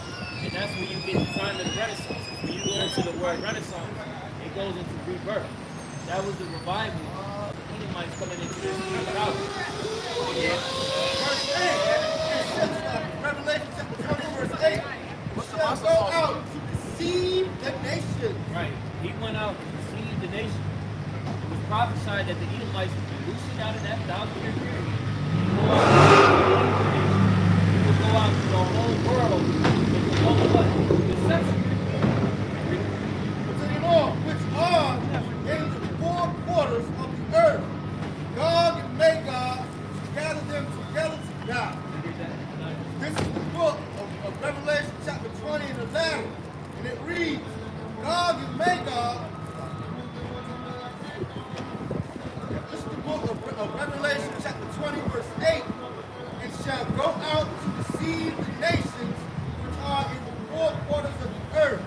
Right, he went out to deceive the nations. And Esau spread himself across this entire world and promoted nothing but deception. Alright? As the scriptures do say, I've seen the wicked stretch themselves out as a green bay tree. That's what Esau did. He stretched out his deception and his wickedness. Can a brother hold that in Habakkuk 2:5? I think you start at 4.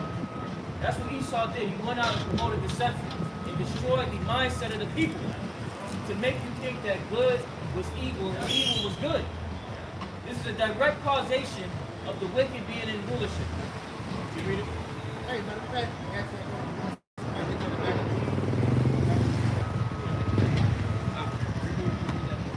this is the book of Revelation chapter 20, verse 8. Gog and Magog gathered them together to battle. Right, to gather them together for battle. The causation of Esau's reign is going to lead you into World War III.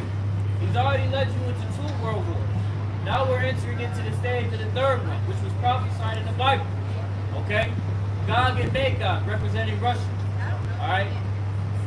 We're about to enter into that stage, man. And this is a direct causation of when the wicked rule, man. This is what happens when you steer, when you go left as to following the path of righteousness. You have nothing but war, famine, death, destruction. Everything that's about to play out is a byproduct of how this man rules and governed the planet. What? I got one after that. First Maccabees chapter 1 and verse 7. So Alexander reigned 12 years and then died. And his servants bare rule, every one in his place. And after his death, they all put crowns upon themselves. First Maccabees 1 and 7. So Alexander reigned 12 years and then died. It's speaking of Alexander the Great. Hey, and his servants bear rule, every one in his place. Right, because you have to, after Alexander the Greek died, his kingdom was split. Ah.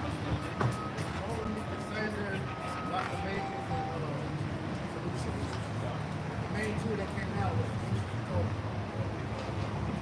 And after his death, they all put crowns upon themselves, so did their sons after them many years.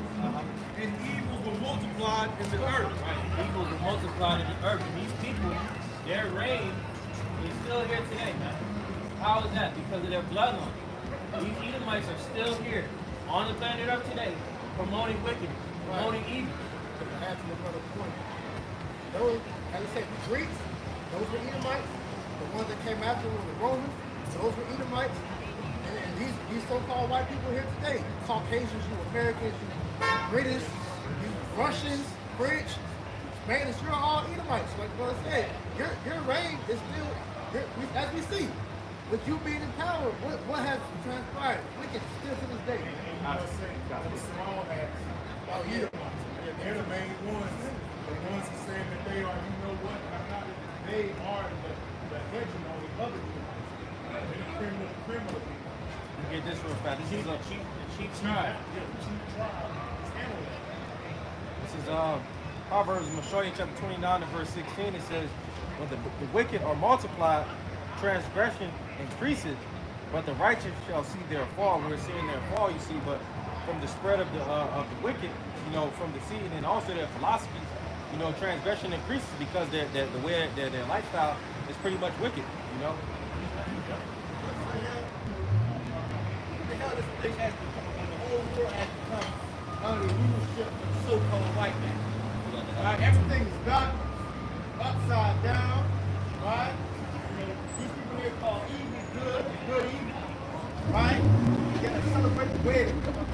What the? See? Going into Christmas. See that? Halloween. Thanksgiving, they make celebration of the murder of our people of our nation. I got that from you. This is Job 17 and 12. It says, they changed the night into day. The light is short because of darkness. Pretty much going into, you know, how they pretty much changed everything to where, you know, was against the scripture. You know? That shows you that they accept the Lord. That shows you that America, Babylon the Great, with so America, you accept the Lord according to the Bible. You don't worship the Lord in the Bible, you worship Satan. If you worship the Lord in the Bible, the world won't be ruled by you. You have the power, the resources, you have the whole world in your hands to change things if you felt the need to. But you're not going to. Because you're set up to be the devil. That's the Bible speaks of, man. That's how we know you are. Like I said, he has the power. All this wealth that we down, these towns, there shouldn't be world hunger. There shouldn't be hunger. You know, they have all these down hospitals and doctors. They have a cure for every disease that's out here. They know that. They probably have Well, a prime example, you had, Martin Shkreli. He came up with that idea, or not the idea, but he came up with a prescription that will help people, I believe it was cancer. It was some disease. But he was taxing, you know? But we say that to say, look, man, these Edomites, their reign is at its end because you're not going to change. We know you're not going to change. All of this talk about entering into a new world, a new stage, you're not going to change, man. Let's get that Habakkuk 2. Let's go to Habakkuk 2, verse. Start at 4, yes. Behold, his soul, which is lifted up, is not upright in him. Right, you were wired, you were coded a certain way. The Israelites were programmed the way to promote righteousness. The Israelites were programmed to promote wickedness. And your spirit is not upright within you, man, because that's how the Lord wanted you to be. Keep reading. But the just shall live by his faith. But the just shall live by his faith. And that's what we see the Israelites doing in the last days, man. Alright? Proclaiming their faith of Yahweh Bashim Yahushai in what? Their actions and their works. Keep reading. Habakkuk 2 and verse 5. Yea, also because he transgressed by wine. He transgresses by wine, the promotion of doctrine and philosophy. Esau has promoted throughout the whole world. He's transgressed people.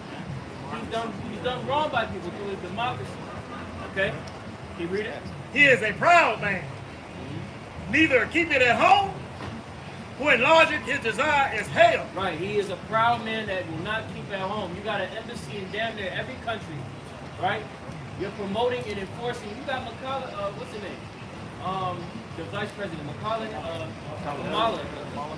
She don't be around enough to know her name, but she's going throughout the entire part of Africa trying to promote sodomy, man. Telling these nations to get with the agenda. If not, they're going to lose benefits and hurt. That's wicked as all hell, man.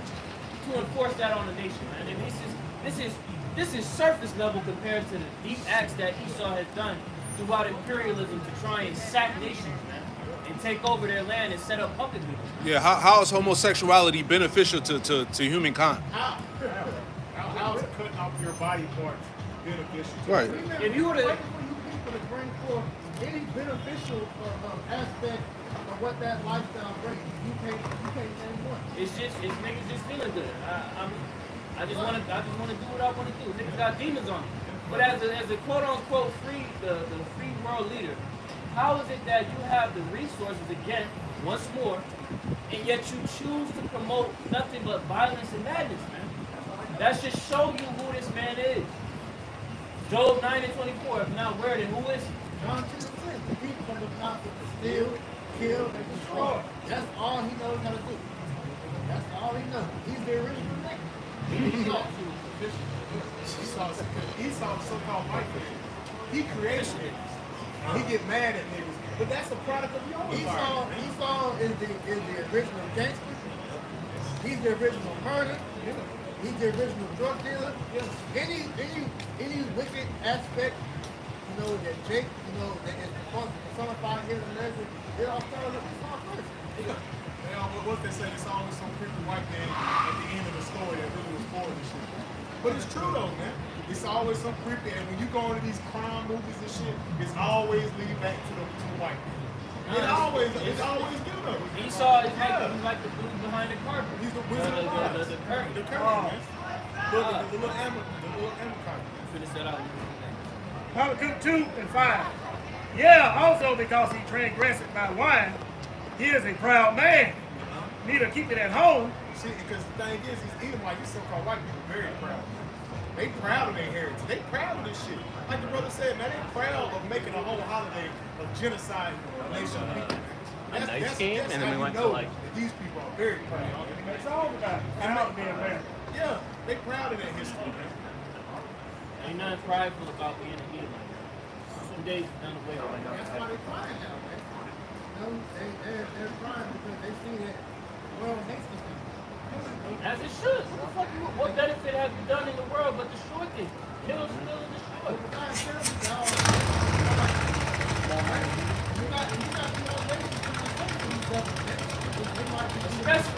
Especially our people. Especially our fucking simple ass people. Fuck taking this shit to something. Like, fuck Who Elijah is trying in hell, and is that devil, and cannot be as is death. Alright? You cannot be satisfied, man. All that Esau does is promote death culture. The food that you're consuming, the air that you breathe, the media that you consume. Because you are what you eat, man. And everything that Esau allows for you to digest and consume is not beneficial for your life and well-being. It's beneficial and conducive for you, for your death and demise. And that's showing that spirit that Esau, even so-called white man, has on goes back to Cain. Because he's been cursed from the earth. That's why everything is fighting against his death. Yeah, you know what to do.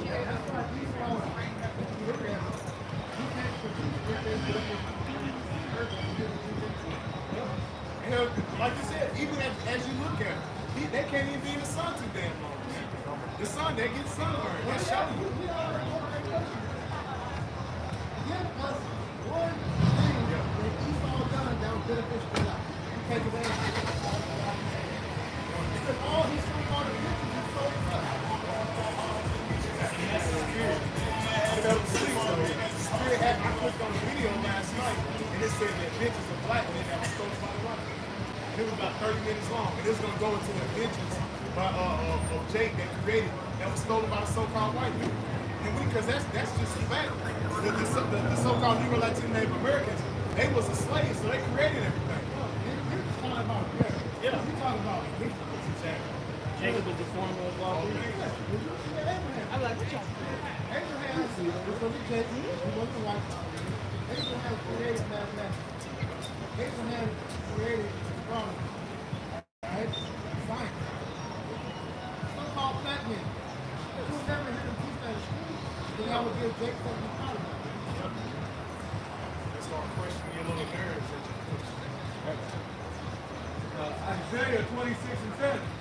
Let favor be shown to the wicked, yet will he not learn righteousness. And wasn't favor shown to this man? Will he have the fatness of the earth? All this money, control of the earth. Hey, what the Job says, the earth is given to the hands of the wicked.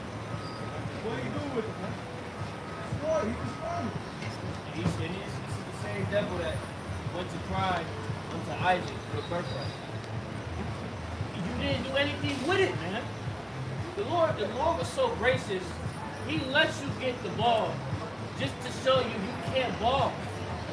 You don't have the shoelaces, man.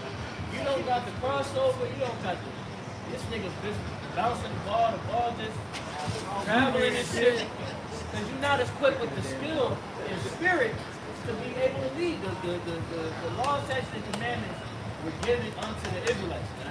Only they can be appointed to position of leadership because it's been written for them to do so. Anybody else try to step into the mix and lead, look what happens. Any of the heathens try to step in and lead, it never comes to anything of fruition because they're not the people. They're not the appointed leaders.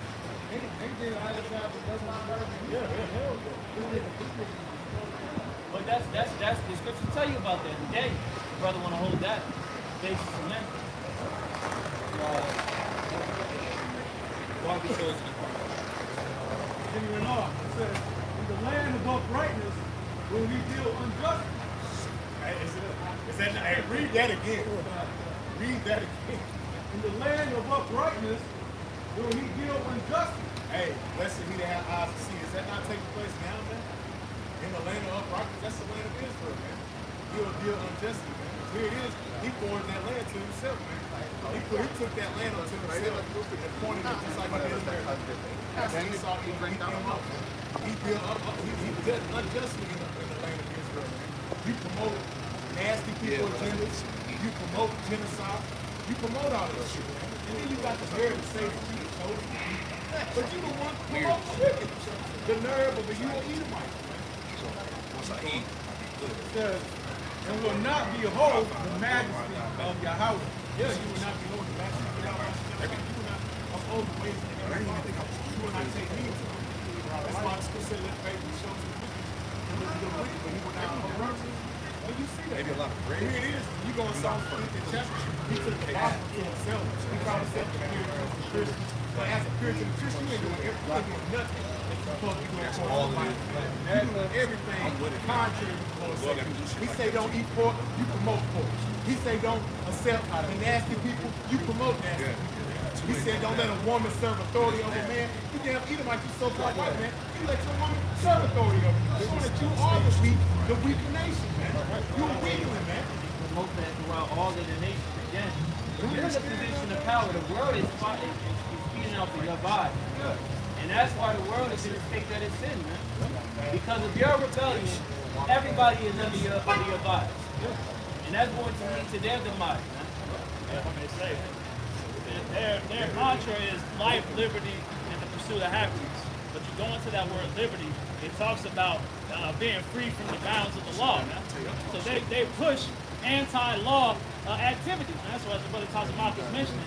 Everything that's for righteousness, or everything that's according to the ways of Yahweh Hashem Shai, they push the exact opposite. Man. And that's the mantra that they push throughout the whole earth. Man. Book of Micah, chapter 2, and starting from the one. They read, woe to them that devise iniquity and work evil upon their bed. Right, you Edomites, you need to listen to me. Take heed to me. Yeah, that's it. That's right. Right? Destruction is coming to you for all of the wickedness that you devise on your bed. And you are laid, the Edomites are literally laying in their bed. Thoughts are playing out in their minds of how they could just go out and fuck some shit up. This nigga is crazy. Can you read it? When the morning is light, they practice. And then as soon as they get up, they go out and they have the means to go out and practice it. Why? Because it is in their power. Because it is in the power of their hand. It's in the power of their hands. Now, shit. Somebody just grabbed Joel 9:24 just to add emphasis to that power. That's how we see, laws, legislation, always being passed out. Gotta go. Book of Job, chapter 9 and verse 24. The earth is given into the hand of the wicked. Right, so the earth, the power to reign over the planet, that power is positioned with the wicked at this current time, which are the Edomites, the so-called white race. They literally have this authority of resources to go out and perpetuate wickedness throughout the whole earth. They could promote righteousness if they wanted to, right? But what do they want to do? They want to promote wickedness. Exactly, but that's how you know Esau is not a fit ruler. We're going to continue to emphasize that about our Esau Edom. Your reign is at its appointed end, man. That's why you see everything playing out the way you see it playing out. It's a direct causation of the Edomite hegemony in promoting sin and transgression to the earth. It works hand in hand. If you want to live a certain lifestyle, there's certain things that come out of it. There's certain fruits that come out of it. If you choose to live a wicked lifestyle, what's the fruit of that? Wickedness, death, sin, division, strife, contention. Exactly, and that's exactly why we see the world is in the state. Jake, even everybody, the heathen too. Y'all gotta start seeing this shit, man. We as the prophets, we're meant to the spirit and power of Yahweh outside to link up everything and make it plain upon tape. Hey, the heathen are seeing it though. Obadiah, the first verse. Read that.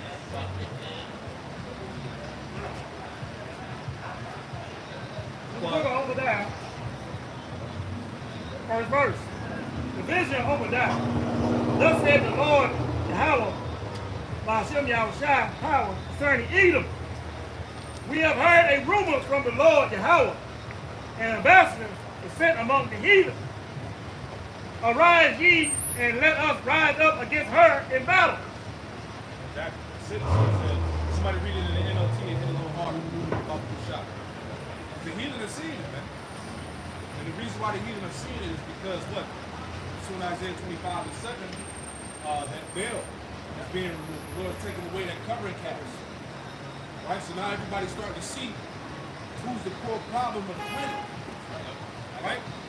That's right here. This is Obadiah chapter 1 and verse 1 in the NLT. It reads, this is the vision that the sovereign Lord revealed to Obadiah concerning the land of Edom. We have heard a message from the Lord that an ambassador was sent to the nations to say, get ready everyone. Let's assemble our armies and attack Edom. That's it, man. What you see what's going on right now? The assembly of armies coming together to come against Babylon and Israel. Right? It's about to go down. All right? Obadiah 1 and 1 in the NLT. I'll read down to verse 3. God. It says, this is the vision that the sovereign Lord Yahweh revealed to Obadiah concerning the land of Edom. We have heard a message from the Lord Yahweh that an ambassador was sent to the nations to say, get ready everyone, let us assemble our armies and attack Edom. The Lord Yahweh says to Edom, I will cut you down to size among the nations. You will be greatly despised.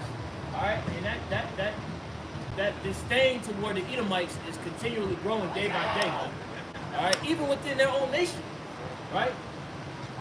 They're like, damn, I don't want to be Edomite. They look at the track record of their forefathers, right, and they're like, damn, this is not anything to glorify. Right?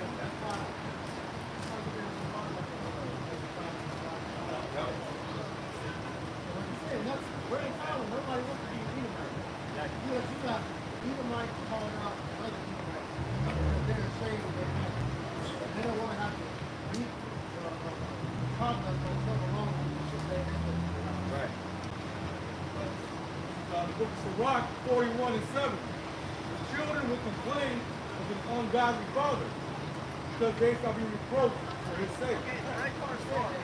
Esau started to see the repercussions of what the Israelites had done.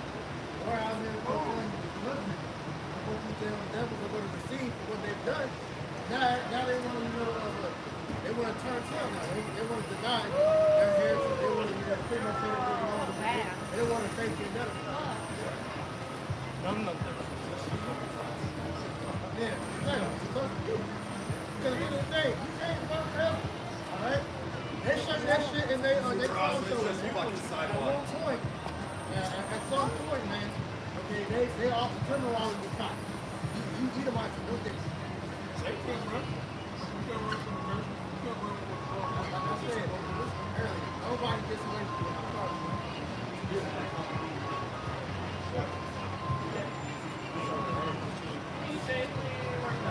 Or not, because if he really had some pressing to say, he would have stopped in the truck. They just did that shit. How was it? The book of Sirach 41 and verse 7 in the GNC. It says, children will blame ungodly father because they will be disgraced because of them. Right, and the thing about these Edomites, they always complain about their forefathers, but they're no different. They're literally no different. You think about the tactics of the Edomites, they all promote the same exact bullshit. They're just doing it with a new sleeve. Covert. That's why you got a term called critical race theory. These Edomites are ashamed of their history. They don't want to be taught in schools. They're trying to remove slavery out the Bible, the shit that they did to the tribes, and they brought their dirty asses over here. Right? They're ashamed of it. If somebody look it up, it's what I'm here. Critical race theory. When you go to the word critical, pretty much, it means to be criticizing to a further to pretty much be back to a point of the danger. I got to put a precept on it though. You get it, bro? I got it. Each precept. Kind of. I got the definition, and you want to make a precept first. You can do the etymology, proof off the definition. This, I got it in the dictionary. You want it in etymology? Fine, you did. Etymology here. Okay. Critical. Fine. Okay. This is the word critical. It's the word critical in the etymology. It says censorist, inclined to find fault. And it says censorous. Is that not what he's doing right? He's censoring everything. It says sense of important or essential for determining. It says meaning of the nature of the crisis in a condition of extreme doubt or danger, involving judgment as to the truth or merit of something. Because his rulership is in danger right now. That's the critical situation. So he has to go back and hide what's in the history books, you know? Exactly. How was America founded? Off of rape, robbery, and murder. Genocide, sacrifice, Freemasonry, all manners of wickedness, Satanism. So when these things are brought up, it brings complete shade. Habakkuk 2, yeah, shade for spirit. Habakkuk 2 and 16. You know? Let me pull up the definition of Boston. This is the definition for critical race theory. Critical race theory is a framework and jural precedent that examines society and culture as they relate to categorizations of race, law, and power in the U.S. It began as a movement in American law schools in the mid-1980s as a reworking of critical legal theory on race issues. As the word critical suggests, both theoretical frameworks are rooted in critical theory and social philosophy, which argues that social problems are influenced and created more by societal structures and cultural assumptions than by individual and physiological factors. And loosely unified by two common themes. First, that white supremacy exists and inhibits power maintained over time, and in particular. And this is what they're trying to not talk about. That's the root of the problem, right? And in particular, that the law plays a role in this process of white supremacy. Right. That's why they have the immunity, right? That cover. Right. Second, that transforming the relationship between law and racial power, as well as achieving racial emancipation and anti-subordination more broadly, are possible. Yeah. So this whole society is constructed off of what? White supremacy.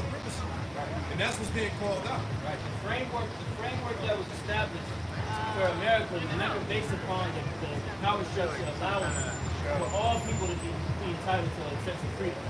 That was only promoted to the Edomites because this is their hegemony. And I don't blame them. It's your kingdom. Right. It's your heaven. Live it up. Go smoke some coke, go bungee jump. But the thing is, do your thing. But the thing is that we're telling our people is, look, Esau Edom's hegemony has played itself to its wit's end. Now is the time that we're to detach and seek after the Lord, because he's soon to come and deliver our people and judge America for all the wickedness he's promoting. We're going to grab that.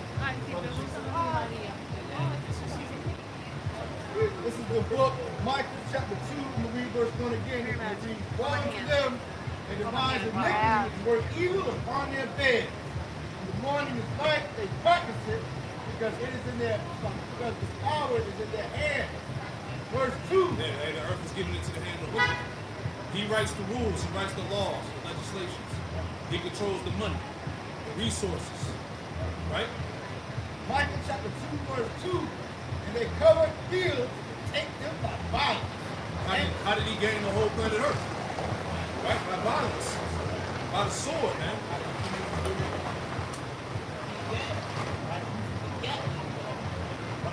Slaughtering. Right? Continue on. And houses. And take them away. So they oppress a man and his house, even a man and his marriage. Yeah, so in the name of democracy, he can go on the nations, right? They have their own customs and traditions. And he can go in there and change them, right? If you don't want to get down with the agenda of being a homosexual or a transformer, right? They can stop aid. They can take financial aid from you. Just bomb the shit out of them. The fact is they have a thing called the doctrine of discovery. They can just go in there and we discover this, and now it's ours. That's never. That's wickedness, man. And here you're going to discover something these people are there. You know, show you that he's the devil, man. Exactly. Oh, the audacity of it. You got any more? The book of Habakkuk, chapter 2, verse 15. Thou art filled with shame for glory. Bring Let thy foreskin be uncovered. Yep, let that foreskin be uncovered. You've been exposed. Right? The whole world is.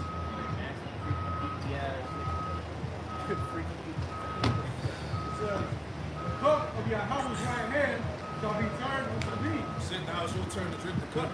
You don't like it. All right? It says, the shameful spewing shall be on thy glory. Shameful spirit should be on your precious glory, man. Throw up all over this shit, man. All right, it's all coming out. You nasty. All right? You raping kids. Right? You murdering innocent children. You sacrificing. You drinking the wine. Right? The AD. Yeah, the juice chrome. Right? Doing all kinds of bugged out things with dogs. Yep. And you spying on everybody through cell phones, through smart TVs, smart homes, smart this, smart that.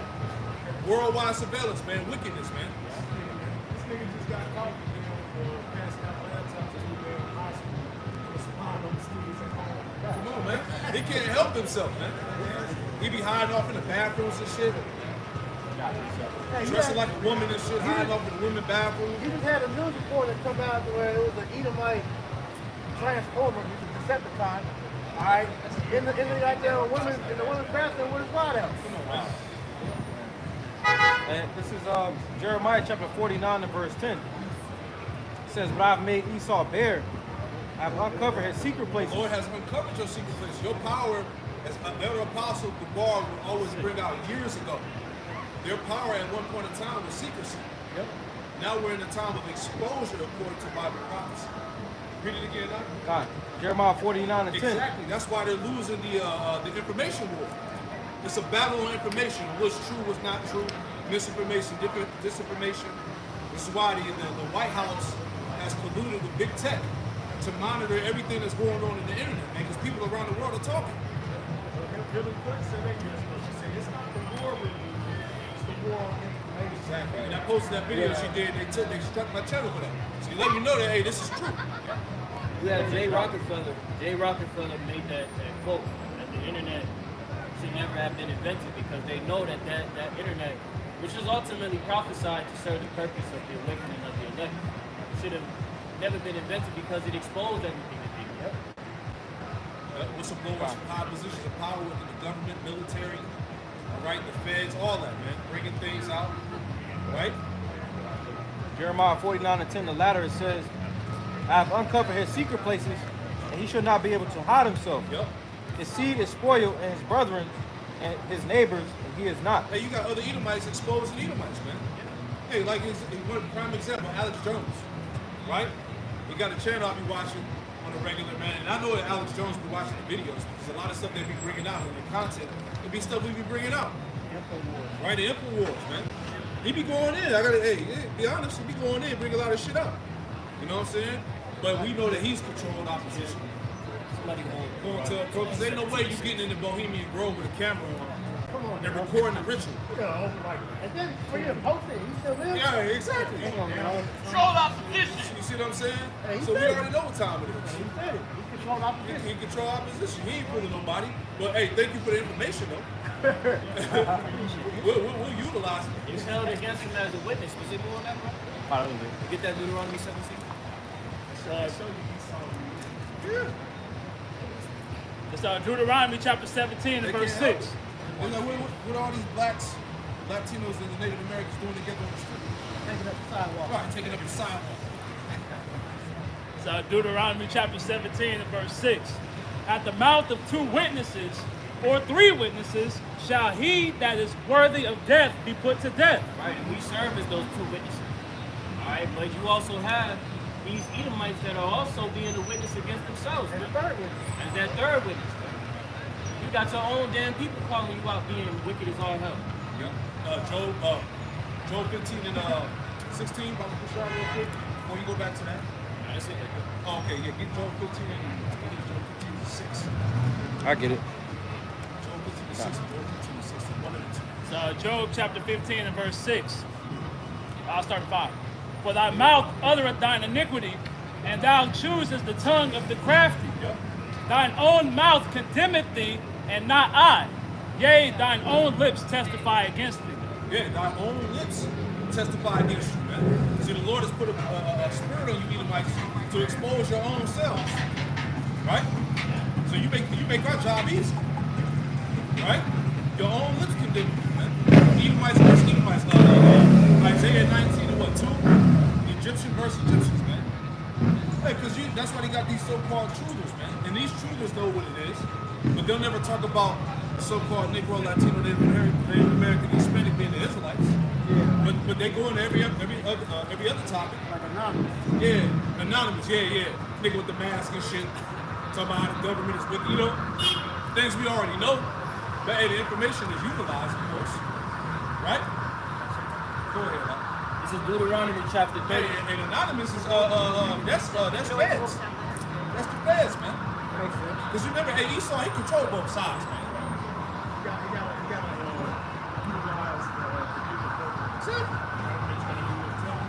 But that goes back to what Tarzan was bringing out earlier, how Esau is pretty much, manufacturing how people think. Because, you guys, what was the book that they were talking about a couple years ago? QAnon or whatever? Yeah. That falls in the same category as anonymous because they know that you're going to have Edomites that's going to find out about what the government's doing that's going to be against them. So that's part of him categorizing the people in different sections to know where people stand at. That's right. Deuteronomy chapter 33 and verse 29. Happy art thou, O Israel, who is like unto thee, O people, saved by the Lord Yahweh, the shield of thy help, and who is the sword of thy excellency. And thine enemies, the point, shall be found liars unto thee. See, thy enemies shall be found liars unto thee. That's what's going on. This is why he's trying to cover his tracks. This is why he's trying to censor every goddamn thing, man. Because he's being found out to be a liar, man. Yeah. That's what we were discussing, at Midweek Camp, right? This is what we see happening, playing out in the spirit. This is a spiritual courthouse, man. Yeah. All right? You got Yahweh Bashim Yahushai, right, serving as the judge, right? And then you have the defendant and the prosecutor. Israel being the defendant and Esau, Edom being the prosecutor. But he's bringing about false accusations, man. Okay, against our people, saying that we're out here, committing all of this folly on our own doing. But it's really him that's setting the stage for our people to carry out in his way. This nigga about to be found in contempt of court. Exactly. Exactly. Contempt of court, witness tampering, right? Because he's trying to strike brothers' videos, right? Trying to kill us and label us as I don't even want to say the word on here. But just trying to label us to be something that we're not, when we're really just sheep, right? Well, Yahushua is sheep. T-word.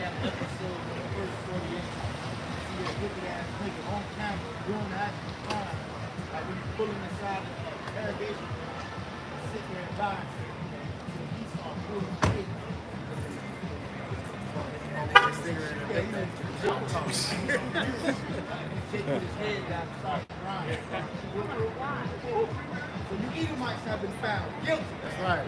Right? And you're ready to be condemned. See that? To 2,000 long, hard years in captivity, man. For all the shit that you've done and you're still continuing to do today. Bearing false witness against us, right? And all of that, man. So you're going to pay for that, man. Right? In the book of, I think, Colossians chapter 5, how it tells you that, It's about Colossians 3 and 25. This is the book, Colossians chapter 3, verse 25, and it reads, but he that doeth wrong shall receive the wrong which he hath done, and there is no respect of person. So we're going to receive the wrong that you've done to us, and you're still doing today. And everybody claims to be God-fearing, right? Right. These people don't fear the Most High. At all. Because if you did, you would reverence his word, man. These Edomites, they're not God-fearing. That's why they label this. That's why they label this truth as being radical, right? I got the definition of radical. All right, this is radical. It says believing or expressing the belief that there should be a great or extreme social or political change. And this is what we're telling you. Yahweh Bashim Yahushai, the creator of all heaven and earth, is coming to bring the kingdom on the earth. He's coming to uproot this man's system. So that's an extreme change, which is going to go by the way of nuclear destruction, man. All right, you talk about total anarchy, man, civil unrest. That's what, according to prophecy, that's what's getting ready to happen. I get the etymology. Mr. Etymology for radical, it says originating in the root or ground of body parts or fluids vital to life. That's pretty much what we're doing through the spirit. Speaking of them vital to life, you see, because this rulership is against life. It's a death style.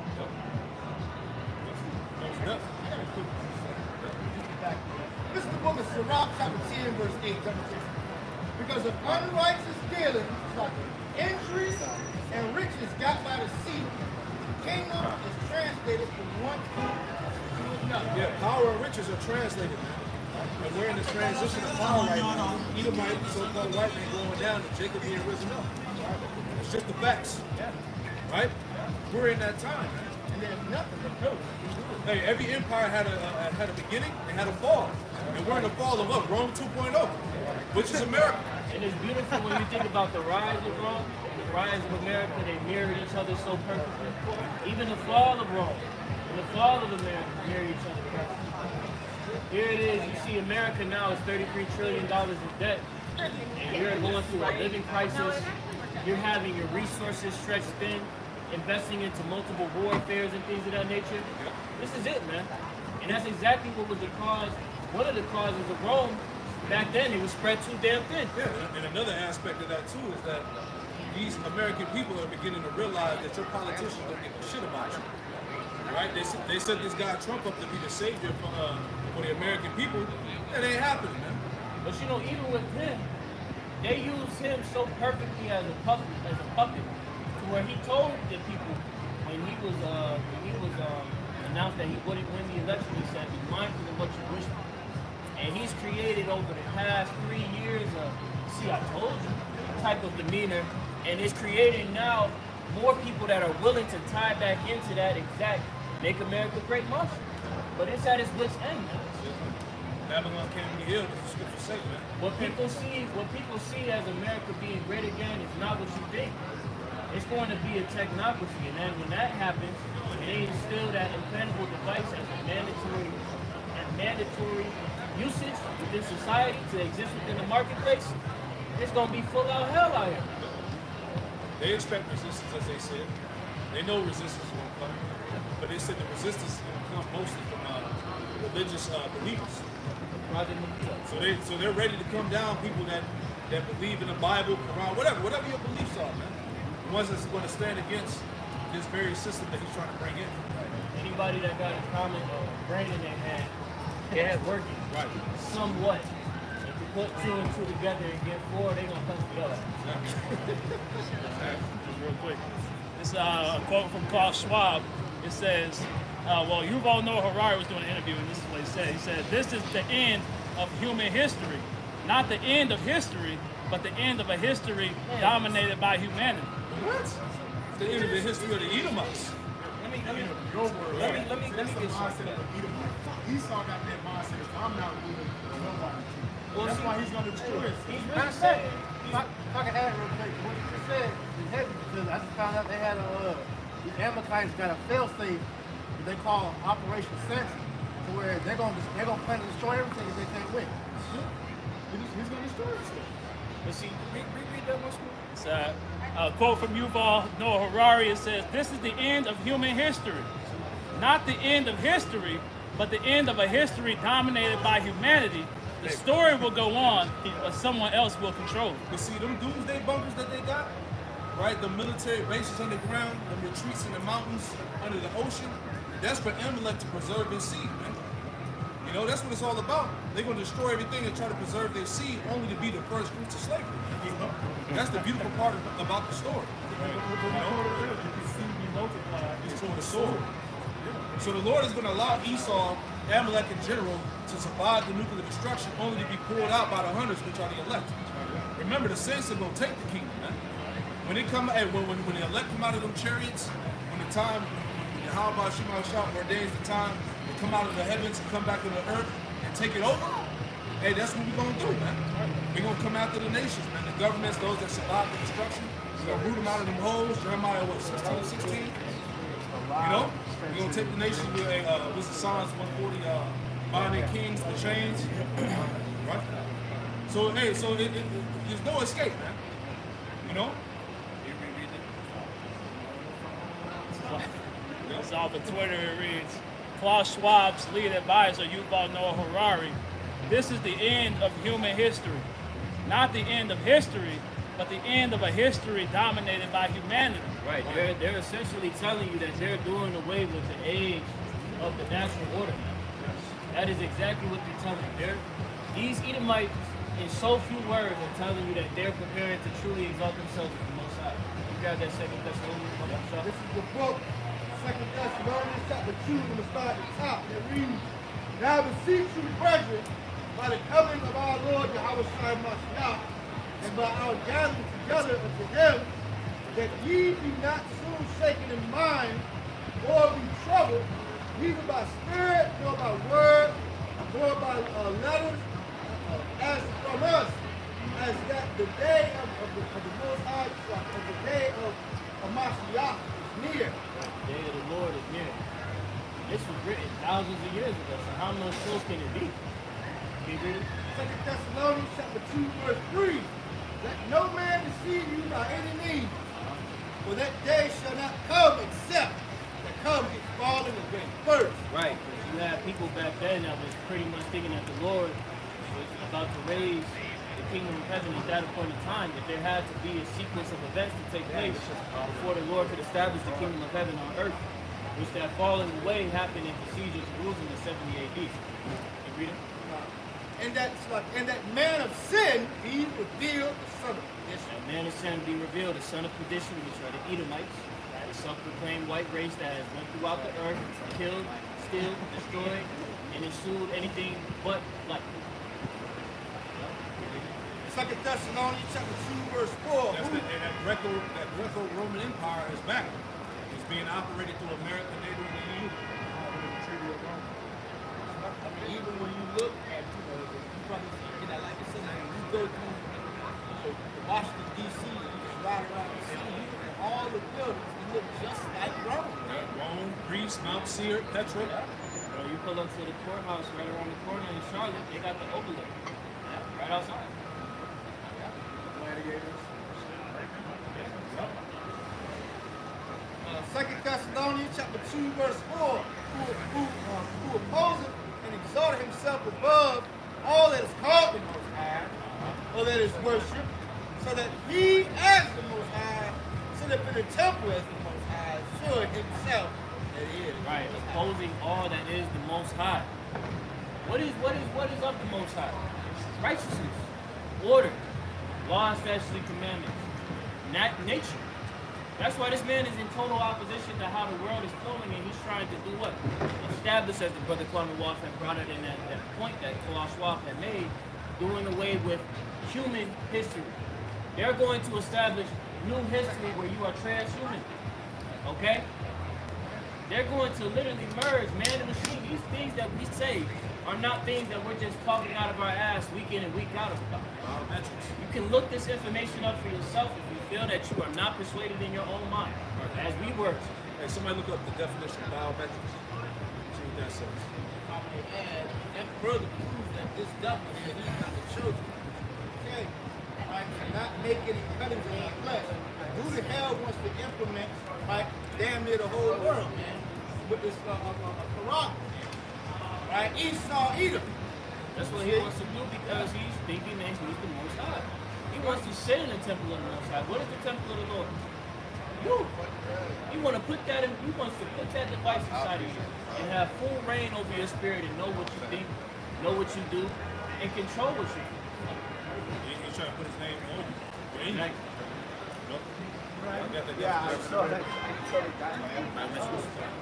says the statistical study, this is a free dictionary of biological phenomena, the measurement of physical characteristics such as fingerprints, DNA, or retinal patterns. That's what it's all about.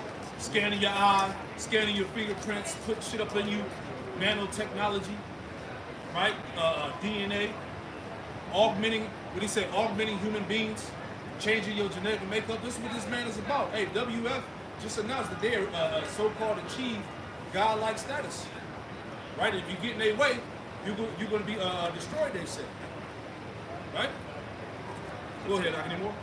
It says, the measurement of physical characteristics such as fingerprints, DNA, or retinal patterns for use in verifying the identity of individuals. See, for the use in verifying the identity of individuals, scanning your eyeballs, your hands, all right, having the palm reader, having the device in your right hand on your forehead to scan your identity. This is what society is going to, man. This is why you're seeing all these different data breaches, and, these different things getting hacked and whatnot. They wanted to make it to where, even now with the AI thing, all right, they want to be able to verify your identity, man. All these things are ploys to get you prepared for that technology they're about to It gives him pause and reasoning to unveil his plans and not seem like a madman. And they told you that this technology here is hackable. What's his name? Noah Harari.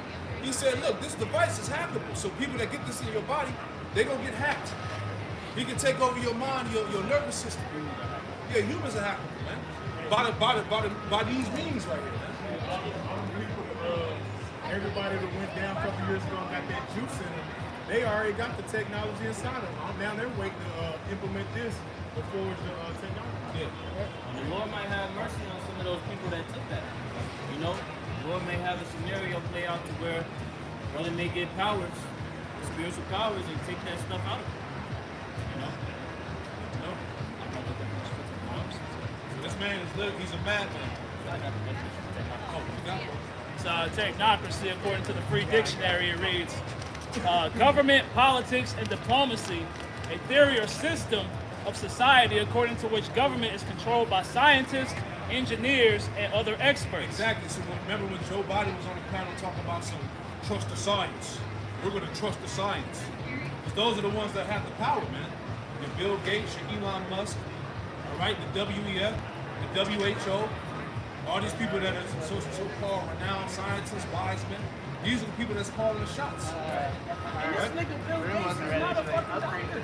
This nigga is not a... You gotta think, why is this man who made my computers working in the field of health and science? The nigga couldn't keep a virus off the computer, let alone a human power. He ain't even a registered nurse, man. When the hell did he become the health expert of the country? You know how crazy it is?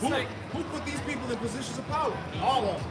They weren't voted in. You see what I'm saying? And that's when people are waking up. They're like, yo, who the hell are these people that's calling these shots? Talking about you own nothing to be happy. You gonna eat the bugs. My thing is that where's the outrage? Yeah, you know what I'm saying? These niggas just out here just saying all and anything, and nobody is saying Like, nothing. who gave them that authority? People did. That's how simple these people are, man. They're simple as hell. They gave their life over to say tomorrow, bro. Dumbass Americans, you gave your life over to the beast, man. Because what's about to take place, they're gonna be goddamn rationing out who gets what, the resources, the food, the water, the supplies. If you're not down with this system that they're about to implement, you will be outlawed to the society. Hey, a good example for you brothers, to get an idea of what this brother talking about. Watch that movie In Time with Justin Timberlake. That shows exactly what they trying to do. Let's get it. Let's prove it in the scripture. Revelation 13. It's all like that car. This is Revelation chapter 13 and you want me to get verse 15? Revelation 13 and 15. And he had power to give life unto the image of the beast, that the image of the beast should both speak and cause that as many as would not worship the image of the beast should be killed. The image of the beast goes back to Rome. This is that same beast that's been God, but it's the same system that's been brought before you. Yeah, now it's a modernized system. Dealing with this technology. Go ahead. And he causeth all, both small and great, rich and poor, free and bond, to receive a charagma in their right hand or in their foreheads. Right, so it ain't no goddamn credit card. It ain't the cell phone for you clowns out there, man. Well, we already got it already. It's in our cell phones. You an idiot, man. Right? It ain't your debit card. It ain't none of that, man. It's the actual implantable device the size of a grain of rice, man. Right? That's what it is. Right? Go ahead, Doc. And that no man might buy or sell, save he that had the charagma, or the name of the beast, or the number of his name. So you're not gonna be able to buy or sell if you don't have this stuff. If you don't have this technology, man. That's why everything is going to biometrics, digital, this new digital currency, all that stuff that's been talked about over the past year. CBDCs. All right, money is going digital, man. Green paperback is about to be obsolete, man. That's why certain stores don't take cash no more.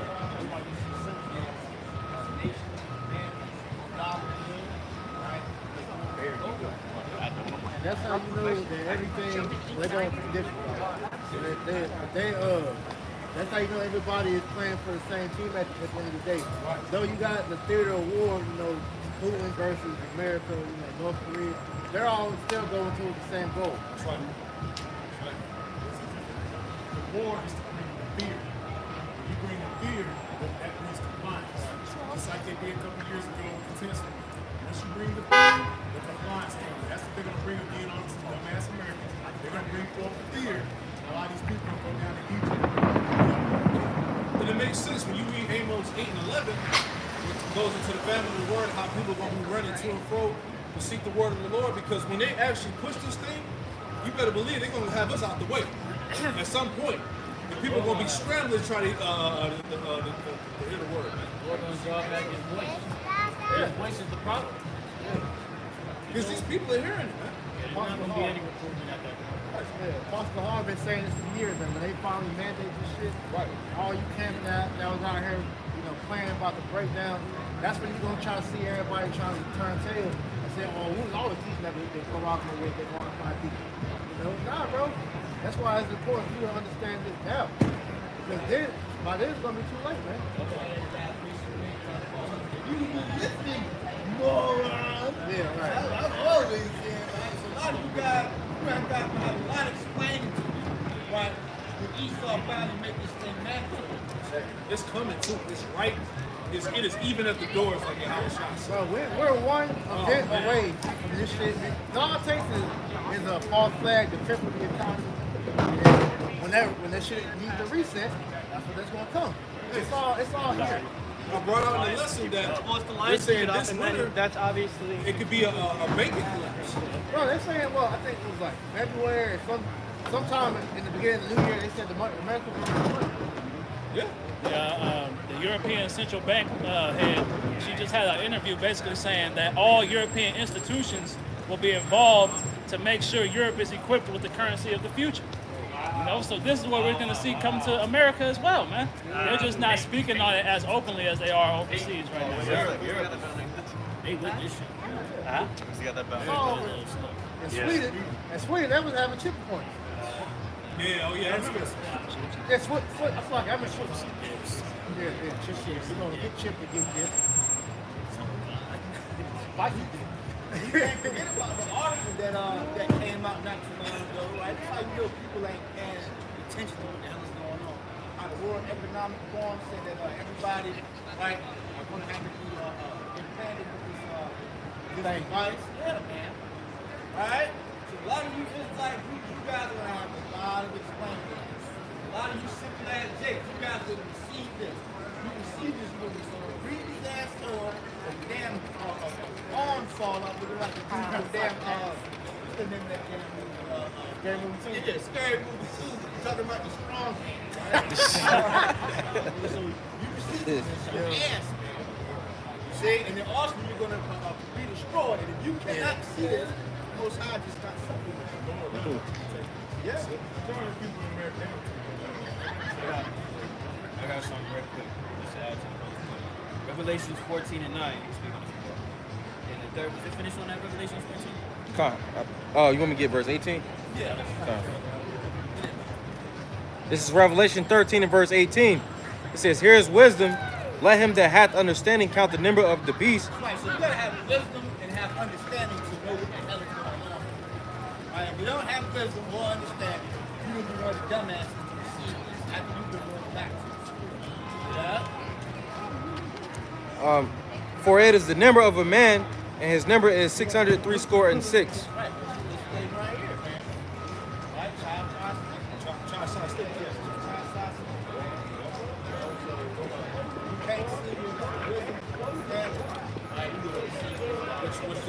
whole system is what Apostle John saw. He saw he basically saw the implementation of this beast system, right? This medical system that Esau is about to use to enslave the planet, right? This is what he was prophesying about. That's why he said, here is he that have wisdom, count the number of the beast, all right, which is 666.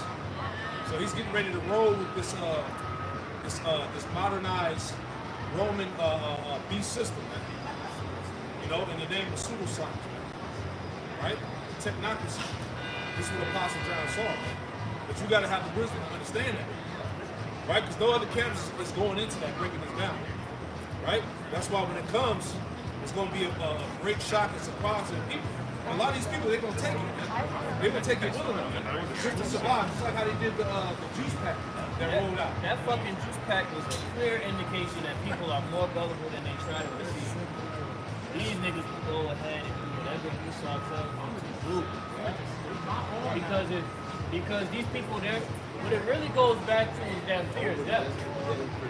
These people are scared of death, so any situation that they see where their lives can be shortened and there is an alternative, quote unquote alternative to long it or to preserve it, they jump out of that first gate at the first opportunity. Well, let me say it like this. They feared the immediate threat of death. Because they don't really fear death because they embrace death everywhere. So when it's outright in their face, that's when they become afraid. I got that. This is Sirach, chapter 41, verse 3. This is dealing with how you're supposed to think. Fear not the sentence of death. Remember them that have been before thee and that come after. This is the sentence of the Lord over all flesh. Right. You have to remember the things that came to pass in the beginning, because the Lord always judged these nations and judged individuals and would leave a remembrance of what they did and how it came to be. And why the Lord would have those examples there so that you can learn from them. But our people, they see these examples and they don't understand that these are examples for us to learn from, so that we can know better and do better. Good example, the thing about the wicked, their deaths are never remembered. But the men that died in the name of Yahweh Hashem Yahushua, like for example, Okay. So you're the try on the board. Like, let's go to. All right. All the different martyrs, their name had a legacy behind it. If you died in wickedness, man, your existence ceased to be remembered throughout time. You're just set up as like a loser in the school.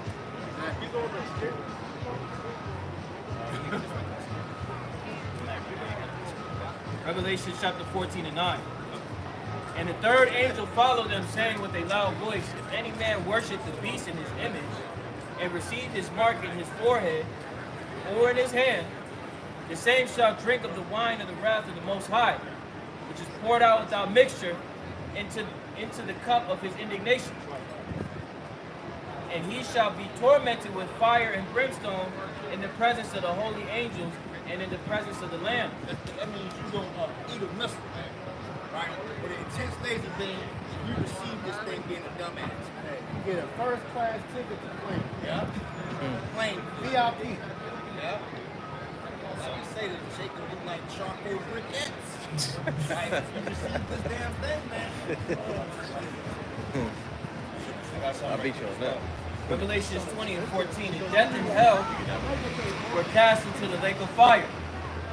This is the second death. Now that death and hell is referencing Babylon the Great America. Okay, because you can't cast death and hell, okay, into the lake. Hell will burn the sun. Exactly. Right. I'll reread it once more.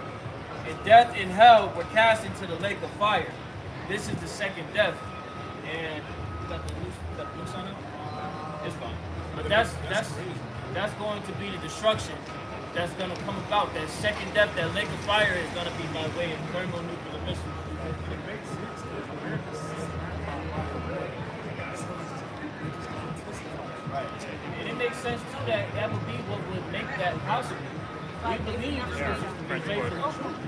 It's sensible that this invention that has been continually made throughout the past, 50, 60 years, is being perfected and is going to be used for a purpose. Like brother say that? put the spirit on Esau to make the movie popular. Right. Like The spirit was on him to bring that movie out. to show you the gifts should be some Most High's going. Right. Who the Most High put it Esau. Right. Like brothers say all the time, they're not creating those weapons just to put them in the machine. It's going to be used by the will of the Lord. Verse 15, and whosoever was not found written in the book of life was cast into the lake of fire, speaking the two-thirds, the heathen, the Edomites, anybody that's not of the 12 tribes of Israel, the elect, all right, the nation of Israel, that remnant seed, they're going to be left here on this side and be destroyed. And the scriptures say if Satan cast out Satan, his kingdom should not stand, right? And the Russians got a missile called Satan 2 that they about to send on this place. So how spiritual is that? Right? Exactly. As a matter of fact, they got it now where Satan too is being master produced. Right? They're no longer testing this, but they're producing it. They're back to Allies with Iran, they got the Iranians up. And then on top of that, spiritual too, you got China. They got a mission called the East Wing. And Moab. Mother of all bombs. So the Lord is very technical, man. The Lord is surgical, man, with this thing, man. He's precise, on point. These prophecies are on point, man. But nobody believes them. You know? All right, Ezekiel 21. This is Ezekiel chapter 21. I'm gonna get verse 9. It says, "Son of man, prophesy and say, thus saith the Lord, say a sword is sharpened, and also furbished." Now, like he was going into the bar, pretty much. At first, it was like a prototype, but now it's being like mass produced, so it's being furbished. So it says, it says it is sharpened to make a sword slaughter, because the Lord said He had a sacrifice in Basra. It says it is furbished that it may glitter. Should we then make mirth and contempt the rod of my son as every green is every tree? The answer is hell no. Like, we shouldn't be making mirth knowing that ICU is pointed right in the mouth. You know, but you these people, you know, what kind of spirit they in. Like, they're not thinking about it. They're thinking about some raggedy ass, stupid ass soccer. They don't see their idol. Yeah, you know. Hey, Putin was somewhere recently, I forgot what country he was at, but he was spotted with the briefcase that got the button on it. So at any given time, he could press the button and send the nukes over here. He ready. He ain't playing, man. Putin not bluffing, man. At the end of the day, like the Apostle Bar said again, the Spirit of the Lord is on Putin, man. Putin has a purpose, man, which is to push the button.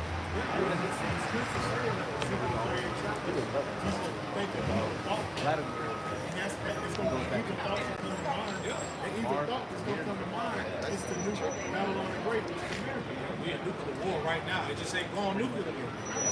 That's what people don't understand. The nukes ain't launched yet. People don't believe this. That's why niggas always talk about, man, I can't watch the news, man. I don't watch the news. Nigga better watch the news. Nickelodeon.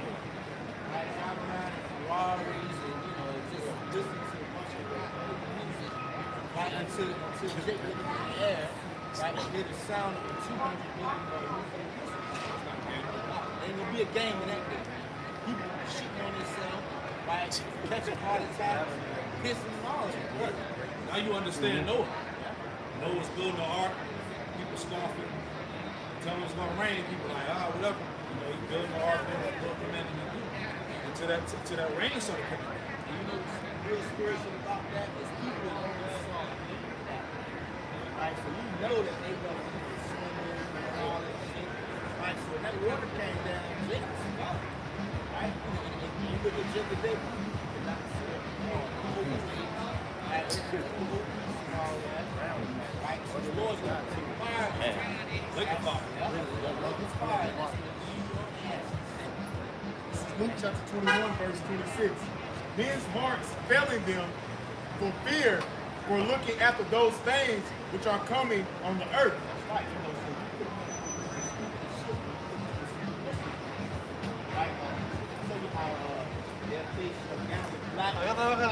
They gonna be looking like black people scoffing and all this shit.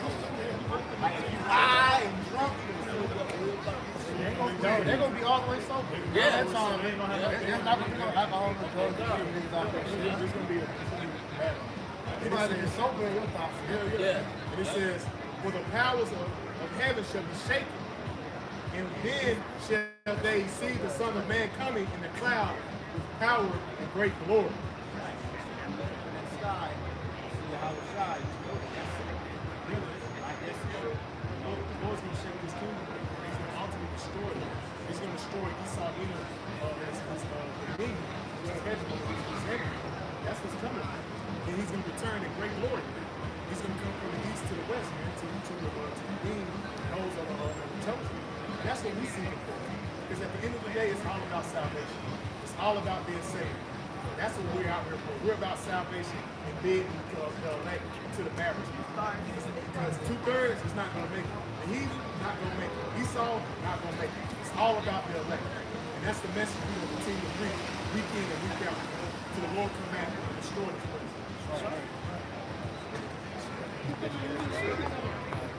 She thinks she's slick.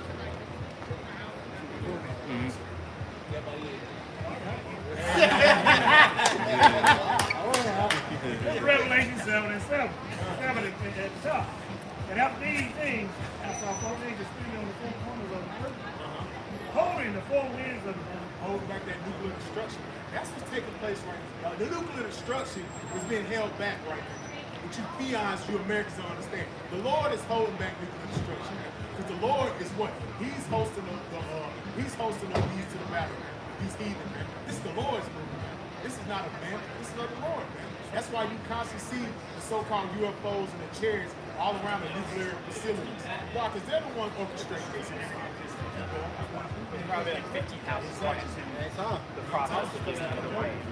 That the wind should not blow on the earth, nor on the sea, nor on any tree. But that destruction don't come from that nuclear destruction. And I saw another angel ascending from the east, having the seal of the living God. And he cried with a loud voice to the 4 angels to whom it was given to hurt the earth and the sea, saying, hurt not the earth, neither the sea nor the trees, till we have sealed the service of our power in their foreheads. That's the time we're coming into. The Most High is sealing this thing up. Like Apostle Paul said many years ago, it let that almost be sealed, really. Because we're saying everything's been brought forth manifest, and the days have been sped up for those. So we're seeing things sped up quick, man. The technology, the exposure of Esau, the fall of the system, all these things are being sped up quick, man. That's how we know the end is close. Like Apostle Paul said, we're within months of this place being destroyed. 24 months, 36 months, regardless, we're within months of this place being destroyed. America ain't got 6, 18 years after all. America is at the end of its wits. That's why the WPF, what they say, they had to accelerate that 2030 agenda or whatever it's called. You know, they gotta hurry up and push this shit. They have a narrow window to reset the world, they say. It says, according to history, kingdom normally lasts around like 256 years or something along the lines. And America is like pushing that number. So it was like if they would continue on this trend, 2026 would be that mark. They said they don't see America lasting that long. That's why they're going ahead with 2030. Exactly. I like to go back into the book. That is just a question of like speculating.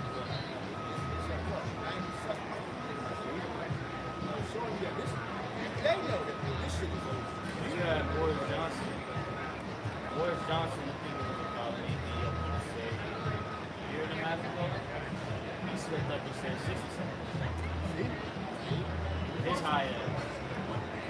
That boy be on that coach. So he slipped up and said that 67. He's cool. I was going to say, this generation. You that generation? Lord willing, this camp is edifying. Spirit, power, and mercy of Yahweh Bashem outside. We'll close out by giving all praise, all honor, and all glory to Yahweh Bashem Yahushua Bashem Kakudash. Double honors as always to our apostles and our elders, and great ones to the talk of the truth of Allah. Peace, blessings, and mercy to the house of David, Rabbi Yahweh, double God, for the life. So we say shalom. Shalom.